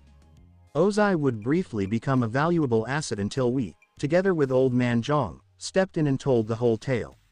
What a great old man, I had thought more than once. Old Man Zhang didn't ask questions that weren't essential. He knew when his support might be needed. I would do it if I said I would. He didn't care how we acquired this individual. He would inform him if Juan wanted him to. If not, then not. Everyone has things they don't want to share. The next week, the blood of the Dark Spirit's minions flowed like a river. 28 junior fire sages would no longer lead my not-yet country to disaster. They all came from small, isolated islands where they were the only firebending students. Taking advantage of basic human wants, none of the victims ever saw our faces. We were able to get 100% results because we weren't afraid to use even the dirtiest approaches, in the most literal sense. We caught one of them while he was going to the bathroom. I couldn't pass up such a great chance, especially considering the element did all the work for us. Oh no, I shouldn't have eaten so much hot food, he murmured, with his pants down. People still use wooden outhouses, or country toilets, in a lot of places. You may easily get rid of trash by digging a cesspit and building a shed. Choked as a stream of blood came out of his mouth. Drea's earthbending punctured his body in several places, causing it to fall into the pit along with the whole edifice. A lot of them were more careful than spies in books, so they made their own food. It's common knowledge that cooking using herbs and veggies is common. It was easy to switch them out with Dria's toxic earthbending concoctions. This couldn't last forever. Even though we tried to keep the news of the fatalities from getting out by murdering innocent dragonbirds and getting rid of the bodies, it got out anyway. When some of the birds came back to the main temple without answers, alarms went off right away. Each sage had a guard. Some people put 2 or 3 sages together and traveled between islands as a group. They paid a heavy price for not taking us seriously. We didn't stop the killings, which got more violent. We purposely went after sages who were alone, except for their guards, who couldn't stand up to our combined bending powers. They had to amend their policies quickly after 10 more people died. Now, if you wanted to hire a sage, you had to send a request to the main temple, which would send a team with a lot of guards. It would be hard for the 2 of us to get rid of these kinds of organizations without anyone noticing. Also, our attacks would leave them stunned for a long period. They didn't train new members of their order very rapidly. There were many things to think about when choosing future temple delegates, and being a great firebender was very important. Ozai and his spy network couldn't miss this kind of pandemonium. Someone was going to have trouble sleeping. Ozai's actions show that he was both happy that his primary enemies were being attacked and worried about the arrival of a new, unknown player. Even though things were tense, Drea and I started going to the houses of well-respected members of the Fire Nation's elite. We listened in on conversations, read their reports without them knowing, and did a lot of other things that were definitely wrong. There was no need to waste time copying papers, which was good because all the information went straight to Wan. Roku, Kyoshi Island. The people who lived on a small yet independent island were fishing right on the coast. Unagi had become friendlier since then, but the fishermen still hadn't stopped thanking Shizuka's man. "Today was my lucky day. I caught 3 koi," remarked one of the fishermen, his voice full of pleasure. His neighbor in another boat, who hadn't caught a big fish yet, grumbled, "You still can't compare to Gon. He's already caught 5. This made him even angrier. As I got closer to the island, I started to hear these kinds of talks. The head of the local waterbender queen suddenly came out of the water, but she swiftly went back in, as if she hadn't seen anything. I thought she liked giving me rides, I said to myself, feeling like her intelligence had developed over the years. They say that suffering makes us stronger, smarter, and more resourceful. I seized all the credit right away. Her kids came out after Unagi went missing. When they saw me, they started to move their snake-like bodies in a lively way, as if they were doing a greeting dance. "Oh no, not them again," one of the fishermen exclaimed in total despair. "They'll scare all the fish away. Looks like we won't catch anything today," said another, putting away his harpoon. Koi fish are noted for being very big, and you can't catch them with just a fishing rod. After a bit, I started to go down. People noticed when I got there. "Master Roku," the men said, "haven't seen you in ages." With excitement, I waved back and said, "Good day to all." I didn't have time to talk soon. The 3 cubs, whom I had almost raised, swam close enough to rub their slick noses against my body, which made them happy. Unagi's head peered out from under them, eyeing our happy reunion with a trace of jealousy. "Ha ha, I'm glad to see you too," I remarked as I tried to pet their shiny scales. They made whale-like sounds like, up. It was pretty. I couldn't help but notice how much bigger they had gotten. They are probably a third of Unagi's length now. They didn't want to get rid of me since they missed me and wanted to show me their new skills. Even though they're only about 2 years old, all the cubs have a mid-level Kai source. Their old waterbending moves were now much stronger. Their ice needles appeared like arrows and spears. Their water stream seemed like a full-fledged water beam, and the red one's steam covered a considerably bigger area. They probably already can sink a Fire Nation ship each. But they still can't reach warships. I learned about Unagi and her ancestors in the Wan Shitong library. It's funny because Unagi is their mother, yet they are her ancestors in an evolutionary sense. In my old world, species took thousands, if not millions, of years to evolve, thus such a quick jump wouldn't have worked. Because of chi energy, a lot of things become hard but possible here. I always assumed that Unagi's sort was very similar to dragons. Her kids are definitely sea dragons, who used to dominate all the waterways. But when the Kai saturation kept going down, they slowly lost their old shape. The library also told them how to tell what gender they are. The ends of males' tails always feature triangle fins, whereas females do not. The best dragon specialists could tell the gender of a dragon by looking at its face. If it was more angular, it was a male, if it was more feminine, it was a female. If that's true, the blue and white ones are girls and the red one is a boy. I didn't think of names for them last time. I should do it now. You're going to be icy, I whispered, stroking the sea dragoness's nose, which was melting under my touch. I called the blue one Dewdrop. And Spark, I told the final one. The names are boring, but what can I do? I'm not very good at this. Some of the islanders gathered on the beach while I was with my children. I saw two people among them who were precious to me. I could feel Suki's soft feelings right away because we were so close. I had a hard time leaving the dragon cubs behind as I walked to the coast. I felt bad for not visiting the island for so long when I saw the happy and friendly faces of the folks who greeted me. I had a lot of chances, after all. Roku. Suki came into my arms right away, smiling. Look at this beauty. Where's my little Suki? I picked her up. It's me. It's me. She laughed. Now that she was an adult. She had changed a lot since the last time I saw her. Not a child anymore, but not a woman yet. In a way, Katara and Yui were also quickly becoming stunningly beautiful, but it wasn't as obvious because Naruto spent practically all of her time with them. Okay. Let Mom greet her beloved too, Shizuka replied, coming up in her regular Kyoshi warrior gear. I asked Suki loudly, and who is this beauty? The others in the throng smiled and laughed at what I said and did as we met again. Okay. Stop making everyone laugh, Shizuka said with a smile as she came closer to us. I missed you, I said softly as we hugged. I don't think so, she said just as softly. Sorry, I said as I kissed her stiff face, which soon relaxed. I'll do my best not to disappear like that again, I said. No matter how many letters I wrote, they couldn't take the place of being there in person. At home, our family got together to make different foods and talk about news and tales. Yes, I heard that the head of the Baifeng family is a man who knows words like honor and dignity, Shizuka replied after I told them about meeting Toph's parents and the fun we had with them.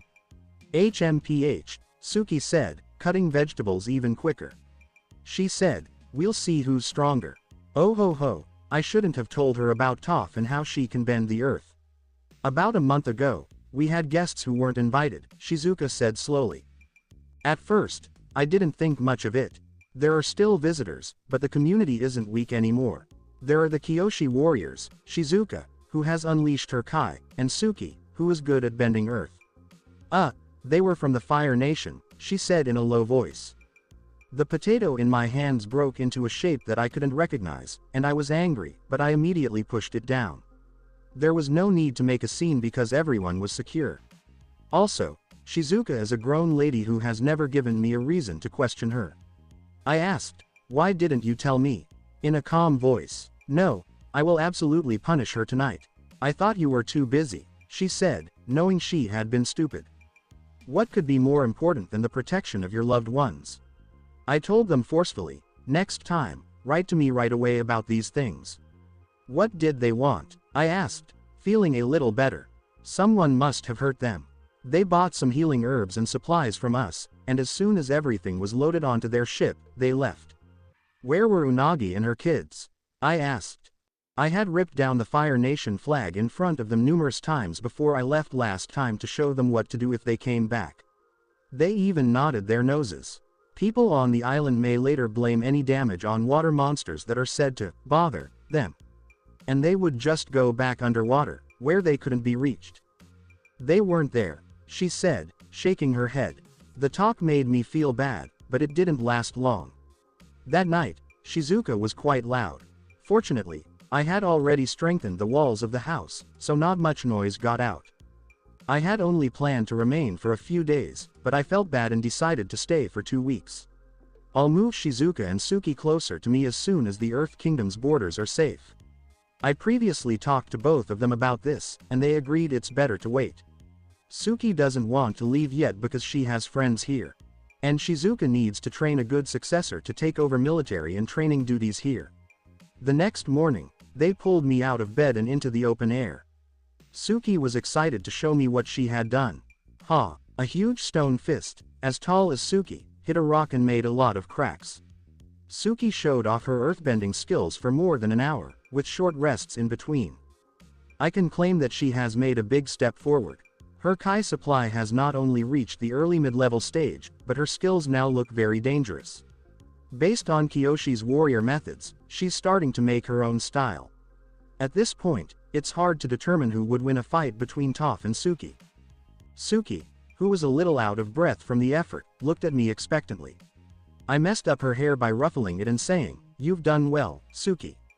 Now I'll show you another useful technique. I should educate her as much as I can while I'm here." The days started to follow a pattern. I went to see the sea dragon cubs in the mornings. They will be the future lords of the oceans. After hours of talking and doing things with them, I found that they regularly hunted with their mother in deeper seas, where they could meet formidable opponents. That's probably why they weren't there when the Fire Nation came. They made good progress by playing for hours, which I exploited to hide instruction. They don't yet know that they shouldn't put all their Kai into every attack because of their age and level of awareness. We should expect even more from Unagi's kids if she shows some signs of brilliance. Suki and I worked on improving her earthbending skills after lunch with the family. I asked little Kyoshi to come, since he was old enough to train. I still think of her as a little girl. Time passes. Nights were just as intriguing. Shizuka almost drained me completely. I should have waited a little longer to tell her about June and her special qualities. I needed this kind of time. A calm life, doing what I love.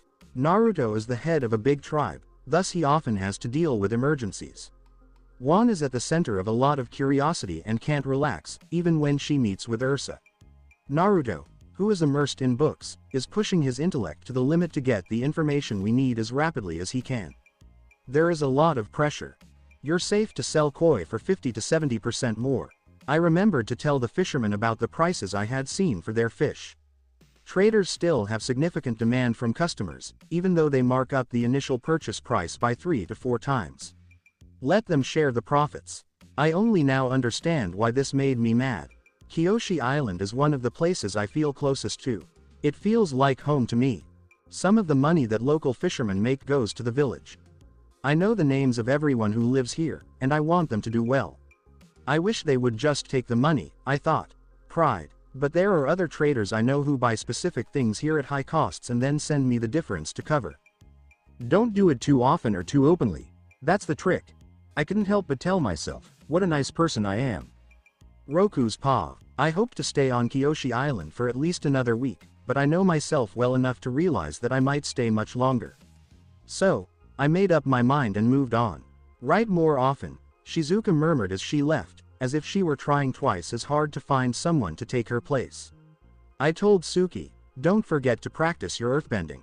Of course, Suki said, raising her little fist in the air. I thought, bad news should be given in small doses, so I didn't tell Jun this time. Next time, I'll tell her everything. Or maybe not. I hope Toph and Jun aren't fighting too much, I said to myself. It might not have been a good idea to let her stay at the Baifeng estate. I didn't forget to say goodbye to the sea dragon puppies. They were still too young to go on their own trips. It would probably take them 3 or 4 years to grow up.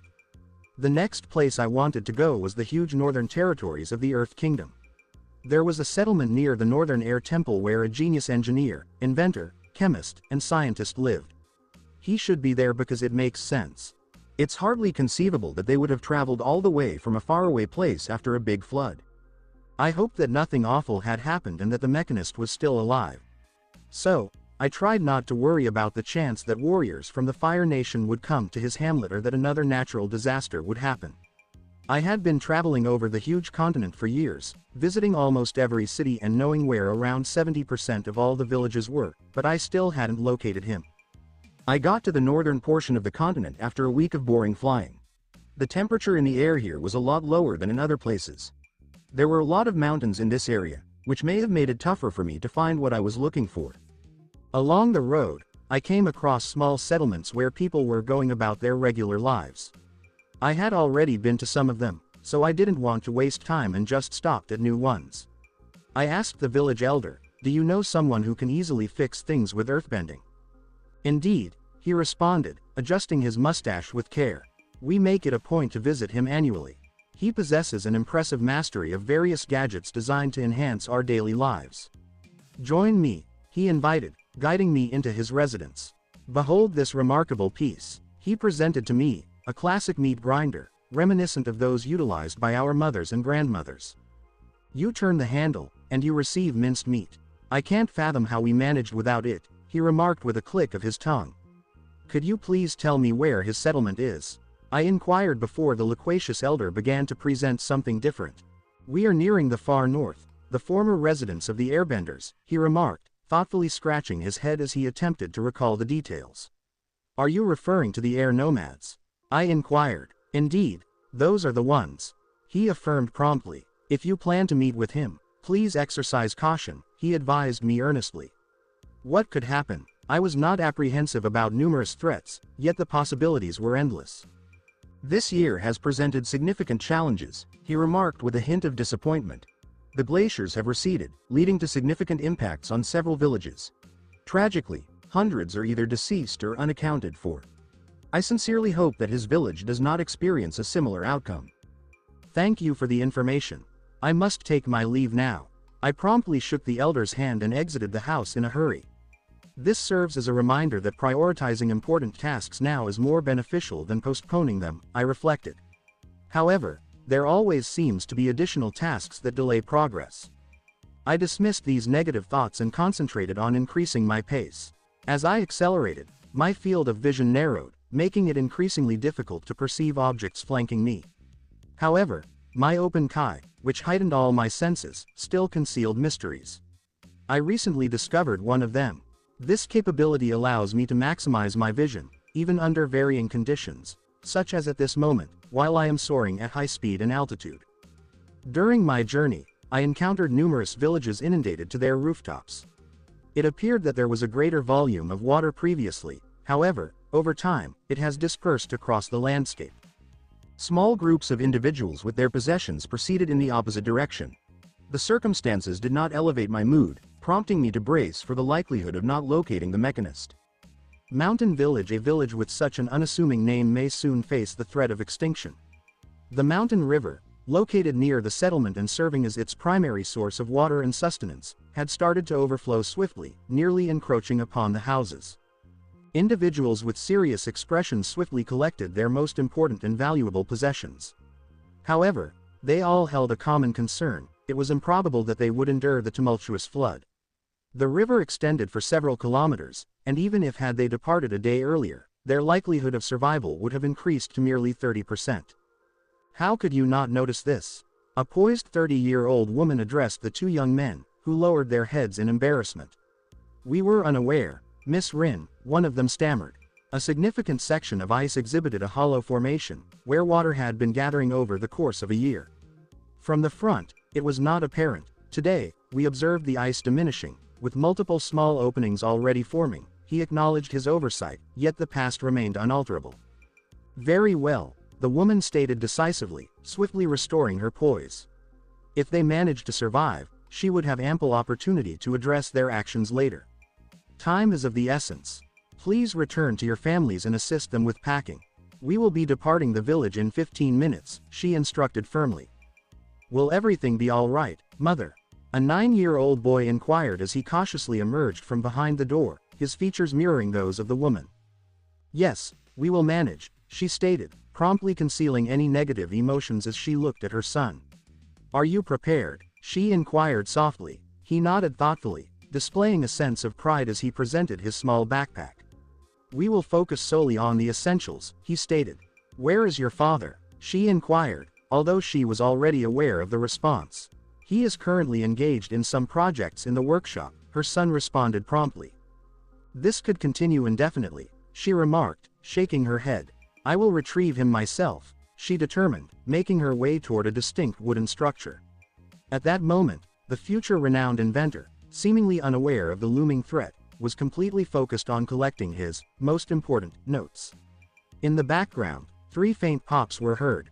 His most recent invention, the candle clock, indicated that it was already 3 in the afternoon, marking the end of the allotted time. Is it time already? He inquired, a look of confusion crossing his face as he observed the flickering candles. This is not satisfactory. Time's up, my dear, he heard the unexpected, gentle voice of his beloved wife behind him. I must respectfully point out that I have not yet gathered all the necessary items, he attempted to clarify. No, she interjected with conviction. You will accompany us, he was informed, and he was promptly escorted outside, where water had already started to infiltrate the settlement. At the designated time, all the villagers were prepared to depart from their residences. The sounds of young children, who were unaware of the situation yet appeared to perceive the threat, were audible. It appears that everyone is present, Rin noted as she efficiently counted the attendees, fulfilling her role as the village leader. We must proceed immediately, she instructed, as time was of the essence. The water had already risen to their ankles. After 1 hour of walking at their maximum speed, they successfully covered a distance of 4 kilometers from the village. Their pace was constrained as they ensured that no one was left behind, not the ill, not the elderly. From this vantage point, one of the mountain peaks, from which the river originated, was distinctly visible. In a matter of 5 minutes, a resounding crash reverberated through the air. The ice had collapsed. A significant volume of water surged toward the deserted village. The massive wave rapidly engulfed all the structures in its trajectory, appearing to accelerate.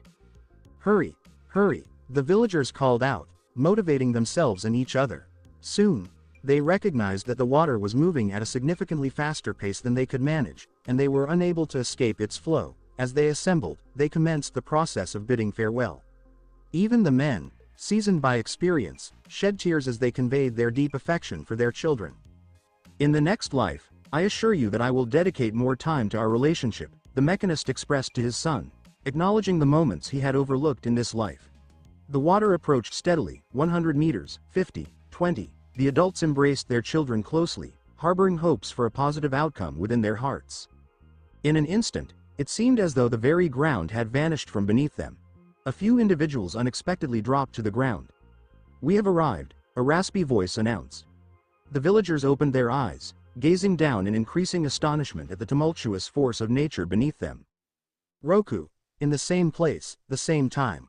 If I had not arrived even a moment earlier, it is perhaps best not to dwell on that. It was fortunate that they were positioned so closely together, I reflected.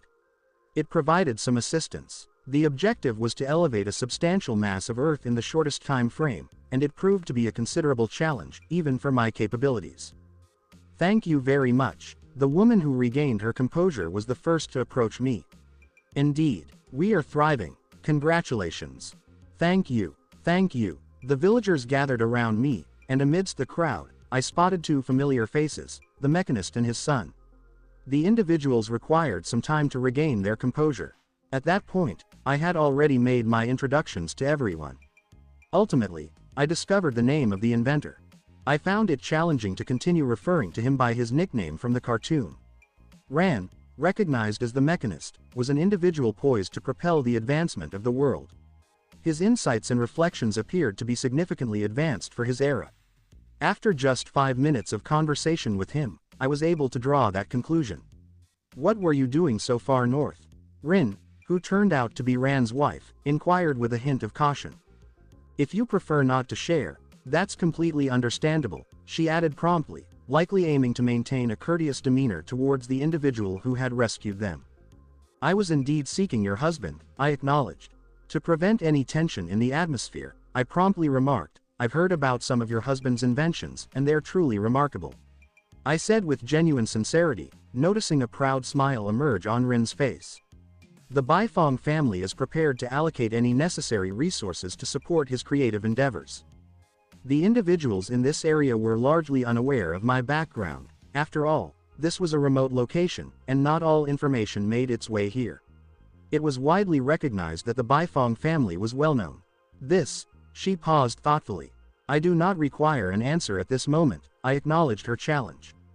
As you make your decision, I will be here to support you until you identify a suitable place to settle.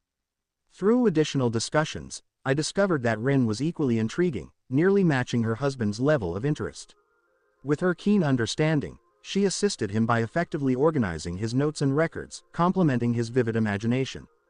All of this has been achieved without any formal education. Regarding the mechanist, we will set him aside. He is intended to be the intellectual figure according to the lore. 2 days have elapsed. During this period, Rin conducted a series of brief meetings to deliberate on their forthcoming strategies. I made a genuine effort to avoid eavesdropping. By the conclusion of the second day, Rin responded. We consent to your proposal, she stated with a slight bow, but only on the condition that you accept the entirety of the village, she added in a single breath, her eyes closing in resolve.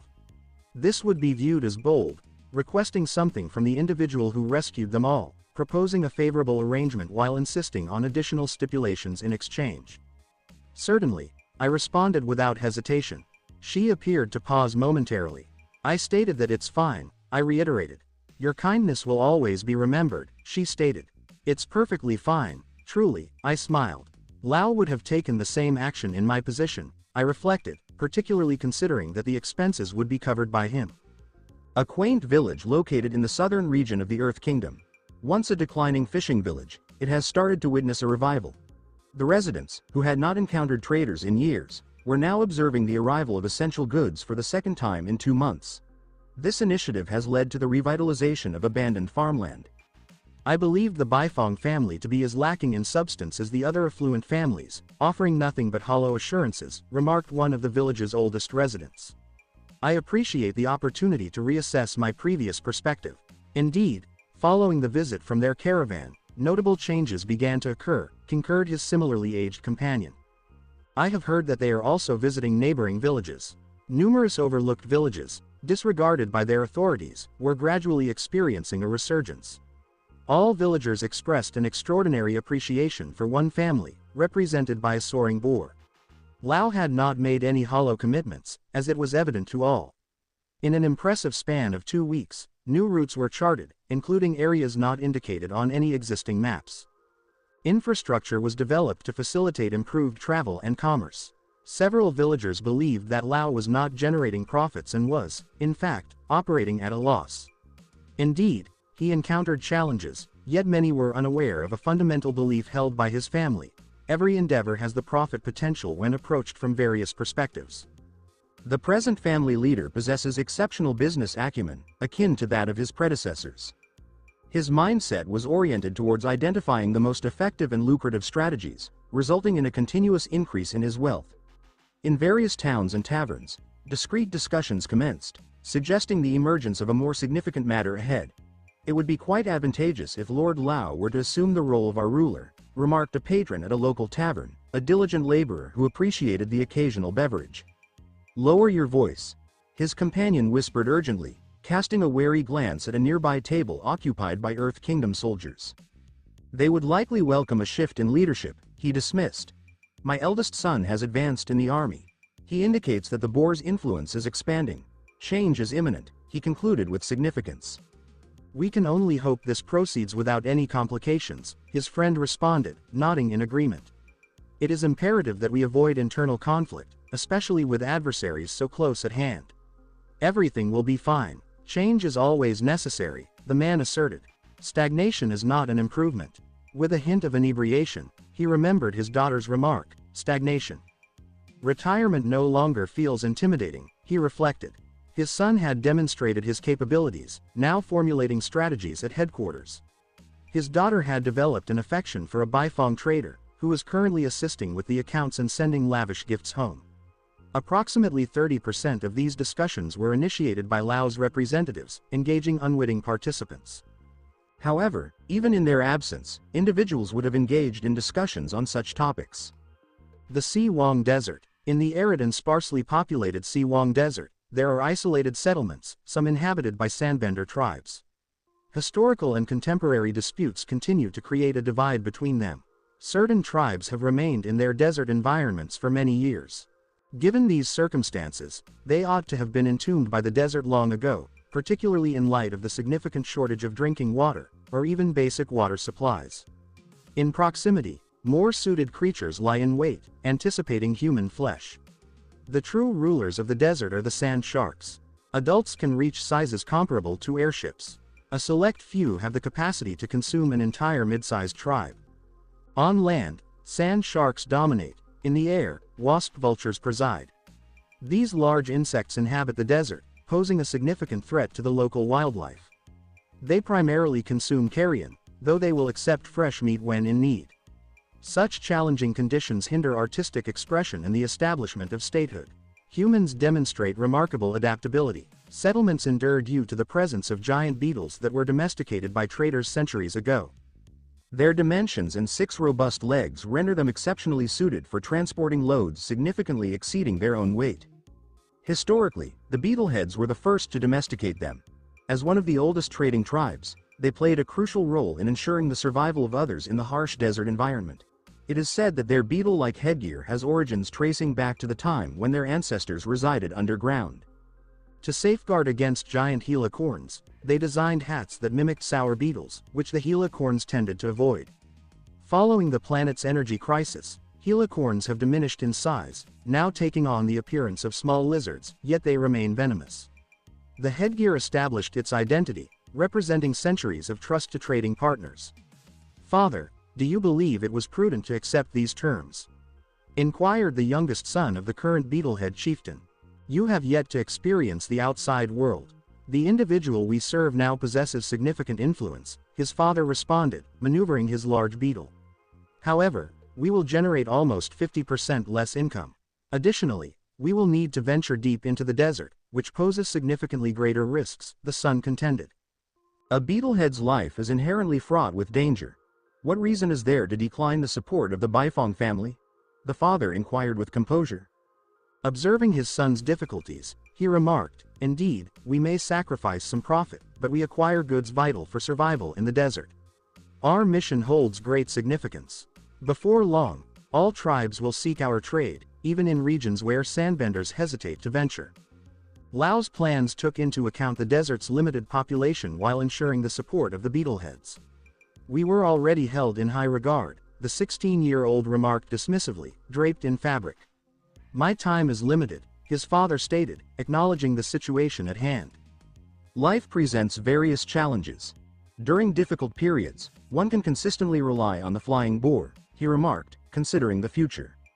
In a location within the eastern region of the Earth Kingdom, in a scenic meadow surrounded by wildflowers, the Bard group, singing nomads, conducted their rehearsal, their unwavering positivity resonating with the audience.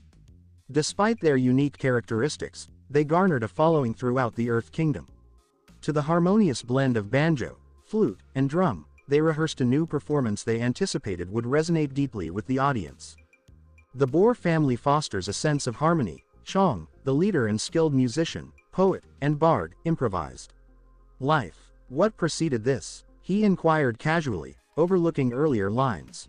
"I cannot recall either." Moku, a cheerful individual in a pink and white kimono, responded from the grass. "I propose we begin anew." "Indeed, my friend. Let us embark on a new creation," Chong remarked, adjusting his instrument with renewed focus. "Where to next?" inquired Lily, Chong's wife. "As always, my dear, wherever the wind may lead us," Chong chuckled. Their song would achieve significant success, depicting the Bifong family as agents of balance for the community.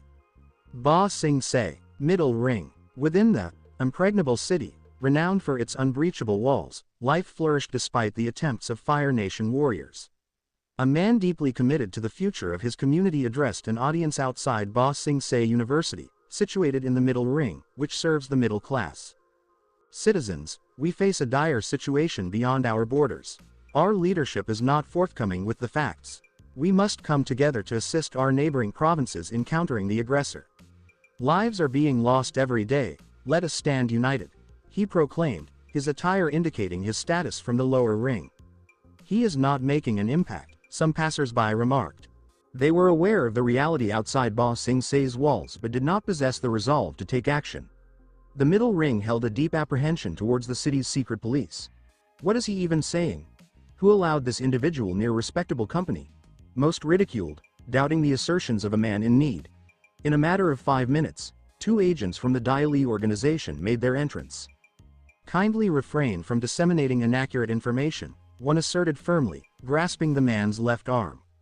"Let us proceed to headquarters to resolve this matter," the other suggested, taking hold of his other arm.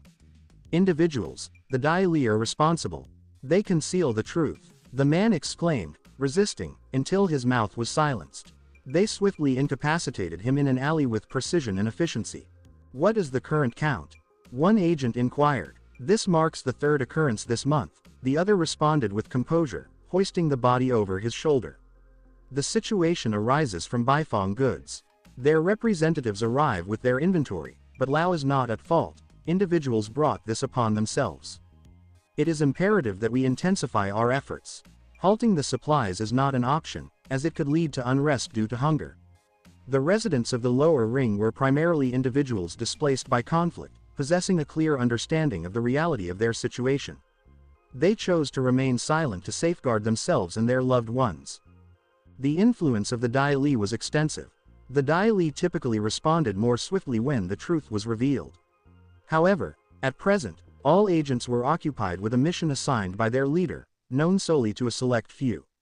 Underneath Ba Sing Se, there exist crystal catacombs that were once inhabited by the city's original residents. Though long neglected, these pathways continue to serve Long Feng's men for discreet movement. Following their leader's directives, agents strategically concealed packages with long cords across the city. Dai Li agents participate in processes designed to enhance loyalty and efficiency, ensuring that no inquiries are made.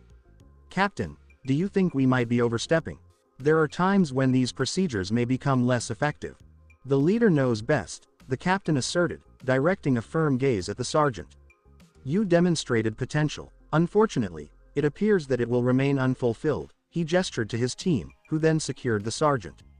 Hold on, I have always believed in our mission. Please stop. The sergeant acknowledged his error.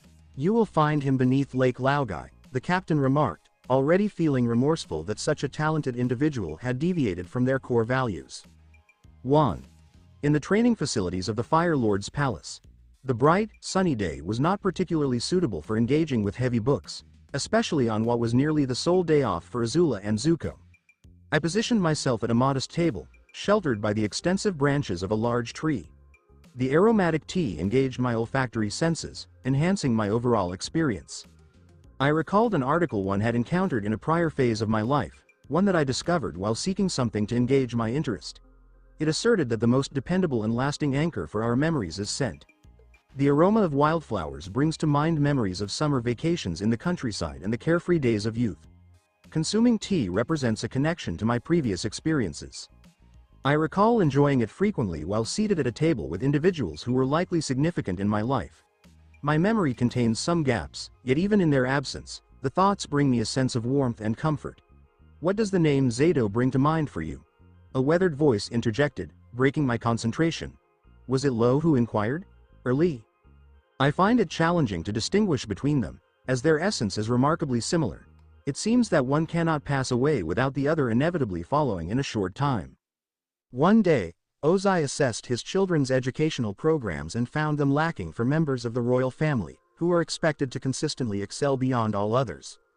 Our training with them continued as planned, but their available free time was significantly diminished. Every Sunday, the twins Lo and Li participate with us. They may be regarded as independent consultants to Lord Azulon's governance. Originating from Ember Island, in a family of commoners who served the upper class, they have achieved significant career advancement over the years. It is said that their success originates from their early years, during which they encountered the young Prince Azulon, who was quite receptive to the companionship of two captivating twins. A limited number from that era have endured, resulting in the loss of precise details. However, based on certain portraits, it is evident that they distinguished themselves among their peers. Ultimately, it is hard to imagine anyone turning down the opportunity to engage with two remarkable individuals. They figured out pretty fast that beauty doesn't last forever, and along with it, so does their influence. They teamed up and quickly got the hang of different sciences, becoming pretty knowledgeable in history, politics, and education before long. They've actually written a couple of books. Oh, and you know what? They've actually trained a bunch of firebending masters right from the ground up. Even though they aren't naturally talented benders, they've managed to achieve it all through their understanding of the theory. Even though their career peak and life's twilight are behind them, their solid reputation still works in their favor, keeping them as regular visitors at the Fire Lord's palace. Oh, Zato. That's a name that pops up with Avatar Zato, right? He was around before Avatar Yangshan from the Air Nomads, Azula said quickly, while Zuko looked off, lost in thought, staring at his swords. He had his fencing lessons with the master lined up during the breaks from his required studies. Okay, the other grandmotherly figure said, what else do you have for us, princess? She leaned into her title, getting close to Zuko, who immediately put on a show of deep contemplation. He came into the world when the Fire Nation was facing some serious challenges, putting our unity and independence at risk. The country faced a lot of challenges with natural disasters and disease outbreaks. Things got messier as the noble clans, fueled by their ambitions, each tugged at the common blanket for themselves. Giving up his avatar privileges, he started off as a low-ranking official and slowly worked his way up the ranks. Azula took a quick pause, looked at me, and with my encouraging smile, she picked up again with even more energy. He showed his skills as a diplomat, financier, and bureaucrat, which is why he earned the title of Grand Advisor. He brought the warring clans together and helped them find peace through his actions. He also put a stop to the currency devaluation and set up aid programs for different groups in the population. Awesome, awesome. It's great to see that the younger generation still remembers such important figures. It means the nation will endure, Lower Lee said, taking their time with each word. I just want to mention that he carefully kept track of everything he did. So, these records turned into a book that's a must-read for anyone joining the service, she said, pulling out a book decorated in the Fire Nation style from her clothing. Prince Zuko, can you tell us about the programs you put in place? Zuko frowned a bit, deep in thought, nibbling on his writing tools but staying quiet. Oh, and you know what? He's the only avatar whose portraits are up in the palace, and everyone, no matter what they do, honors his memory. We talked about past avatars today and how they shaped the Fire Nation overall. I already knew a lot from my reading in the Wan Shi Tong library, but it was interesting to see how the people of the Fire Nation think. Everyone has their own way of looking at things, right? Once we wrapped up the mental exercises, our little crew, Zuko, Azula, and I, along with Ursa, made our way to the throne room. Today was just another chance to show off our firebending skills to the Fire Lord, who happens to be our dad, in that order. Right by the doors, we suddenly found ourselves stopped by his personal guards. Lady Ursa, Lord Wan, Prince, Princess, the guard said, bowing 4 times, Fire Lord Ozai is still busy. Just a moment, please, he said with another bow. I thought to myself, this is life. With those amazing firebending skills, you'd expect you'd be scorching your enemies, but here you are, just bending over backwards instead. Sure, he might see things differently, but that's how I feel about it. HMPH, is there anyone more important than family? Zuko mumbled, still looking at his father with a bit of a dreamy perspective. The ruler is committed to his responsibilities, and his kids are everyone in the community. I couldn't help but listen in. My curiosity got the better of me. The throne room is well soundproofed, so I had to turn my senses up to the max. So, you want to take the only heir with you. So, you're not going to leave him behind, right? Just like you wouldn't turn your back on your country during all this political chaos. For the first time, there was a hint of emotion in Ozai's usually calm voice. I'm only sitting on this throne, not some spirit's lapdog, which is why the hunt for you hasn't started yet, he said, sounding a bit more relaxed. I can't thank you enough for that, a strong voice responded, and you know I'm always here to help when you need it. Do you think you could reach out to your gaming club friends for some help? I'll make sure of it, because we can't let balance get thrown off. At your age, do you think there's such a thing as balance? This world is all about power. There's no balance to be found. I know what your friends are into pretty well. I hope you can stay quiet, he said with a hint of a threat. So, how's my nephew, Zuko, doing? Oh, so that's who it is. I recognize that voice now. Iroh, the former general who was once in line for the throne and has a real passion for jasmine tea. So, there's this interest group called the Order of the White Lotus, so, you know, with the Fire Nation's intelligence network, we might be able to uncover some things, but I doubt they know everything. The Order has some pretty sharp members who could intentionally let some information slip out. You know it's still not safe, and at least one heir should be kept hidden. This way, he gets to explore the world and pick up some valuable experience. None of our enemies will be able to track our location, Iroh says, almost casually. It's like he's hinting, it's dangerous here, so let me take my favorite with me just in case you all don't make it. He's got under 6 months left in school. Alright, we'll chat then, Ozai said, not outright refusing. You can go now. The heirs are about to show off their firebending skills now. If it's alright with you, I'd like to join in and watch too, Iroh said. Before long, the door swung open, and there was Iroh, grinning from ear to ear. The Fire Lord's brother looked pretty much the same as he did in the animated series. His hair has a bit of gray now, he's got a growing belly, and there's just this calm vibe about him. As Iroh was happily catching up with his nieces and nephews, I found it hard to believe that in just a few years, this towering guy, who was taller than Ozai, could turn into a grandfather, shrinking down by about 15 to 20 centimeters. So, he was born 35 years after the Air Nomad genocide, which means he's already in his 61st year. Considering his age, he's doing pretty well. Life has definitely thrown him some curveballs. First, he lost his beloved wife while giving birth to Liu Ten, and then he faced the heartbreaking loss of his son. So, it makes sense now why he holds on so tightly to Zuko, who, from what I've heard, shares a lot of traits with his cousin. "I'm glad to finally meet you," Iroh said as he walked up to me. It's probably safe to say that the order had filled him in about me already. "It's such a pleasure to see you, Lord Iroh," I said with a bow. Right after we finished introducing ourselves, Azula and Zuko jumped right into showing off their incredible firebending skills. They've hit a bit of a pause lately, spending most of their time inside their school. Zuko made up for what he lacked with his sword skills, while Azula was already pulling off some of the most intricate firebending moves. "Wow, your teaching skills are impressive," Ozai said with a smile, clearly pleased. Even Iroh gave me a more thoughtful look. It's one thing to hear stories about a powerful firebending master, but experiencing it in person, that's a whole different level. Right after the demonstration wrapped up, Iroh asked us to come to his chambers. He wanted to share some gifts with his nephews and, I guess, to get to know the person who's important in their lives a bit better. "I hope you don't mind me asking, but could you take a look at my firebending skills?" I just had to check it out. I was curious about Iroh's skills. "Ho ho ho, I'm not quite the same as I used to be," he said with a friendly smile.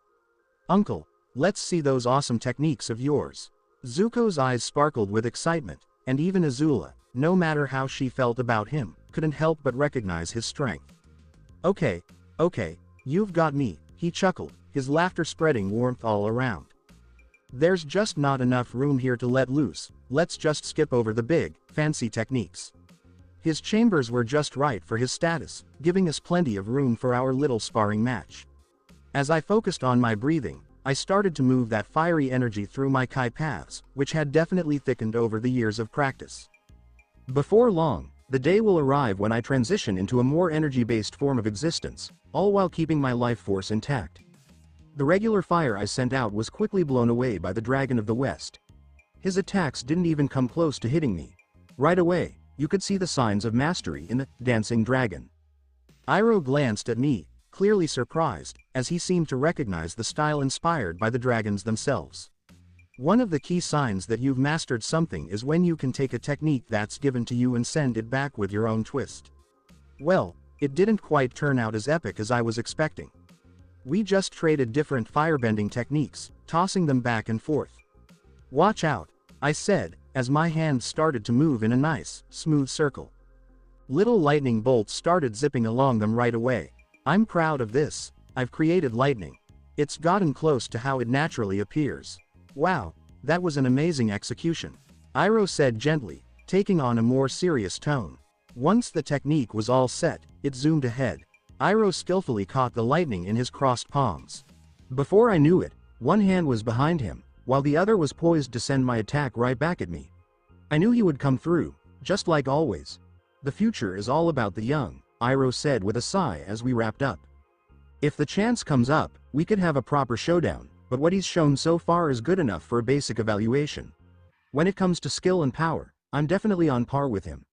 That balance will change as soon as I reach the top rank in firebending. Stay tuned for more." Thank you for taking the time to listen to this video. I'm thrilled you watched the video. If you enjoyed it, be sure to like and subscribe for even more exciting content coming your way soon.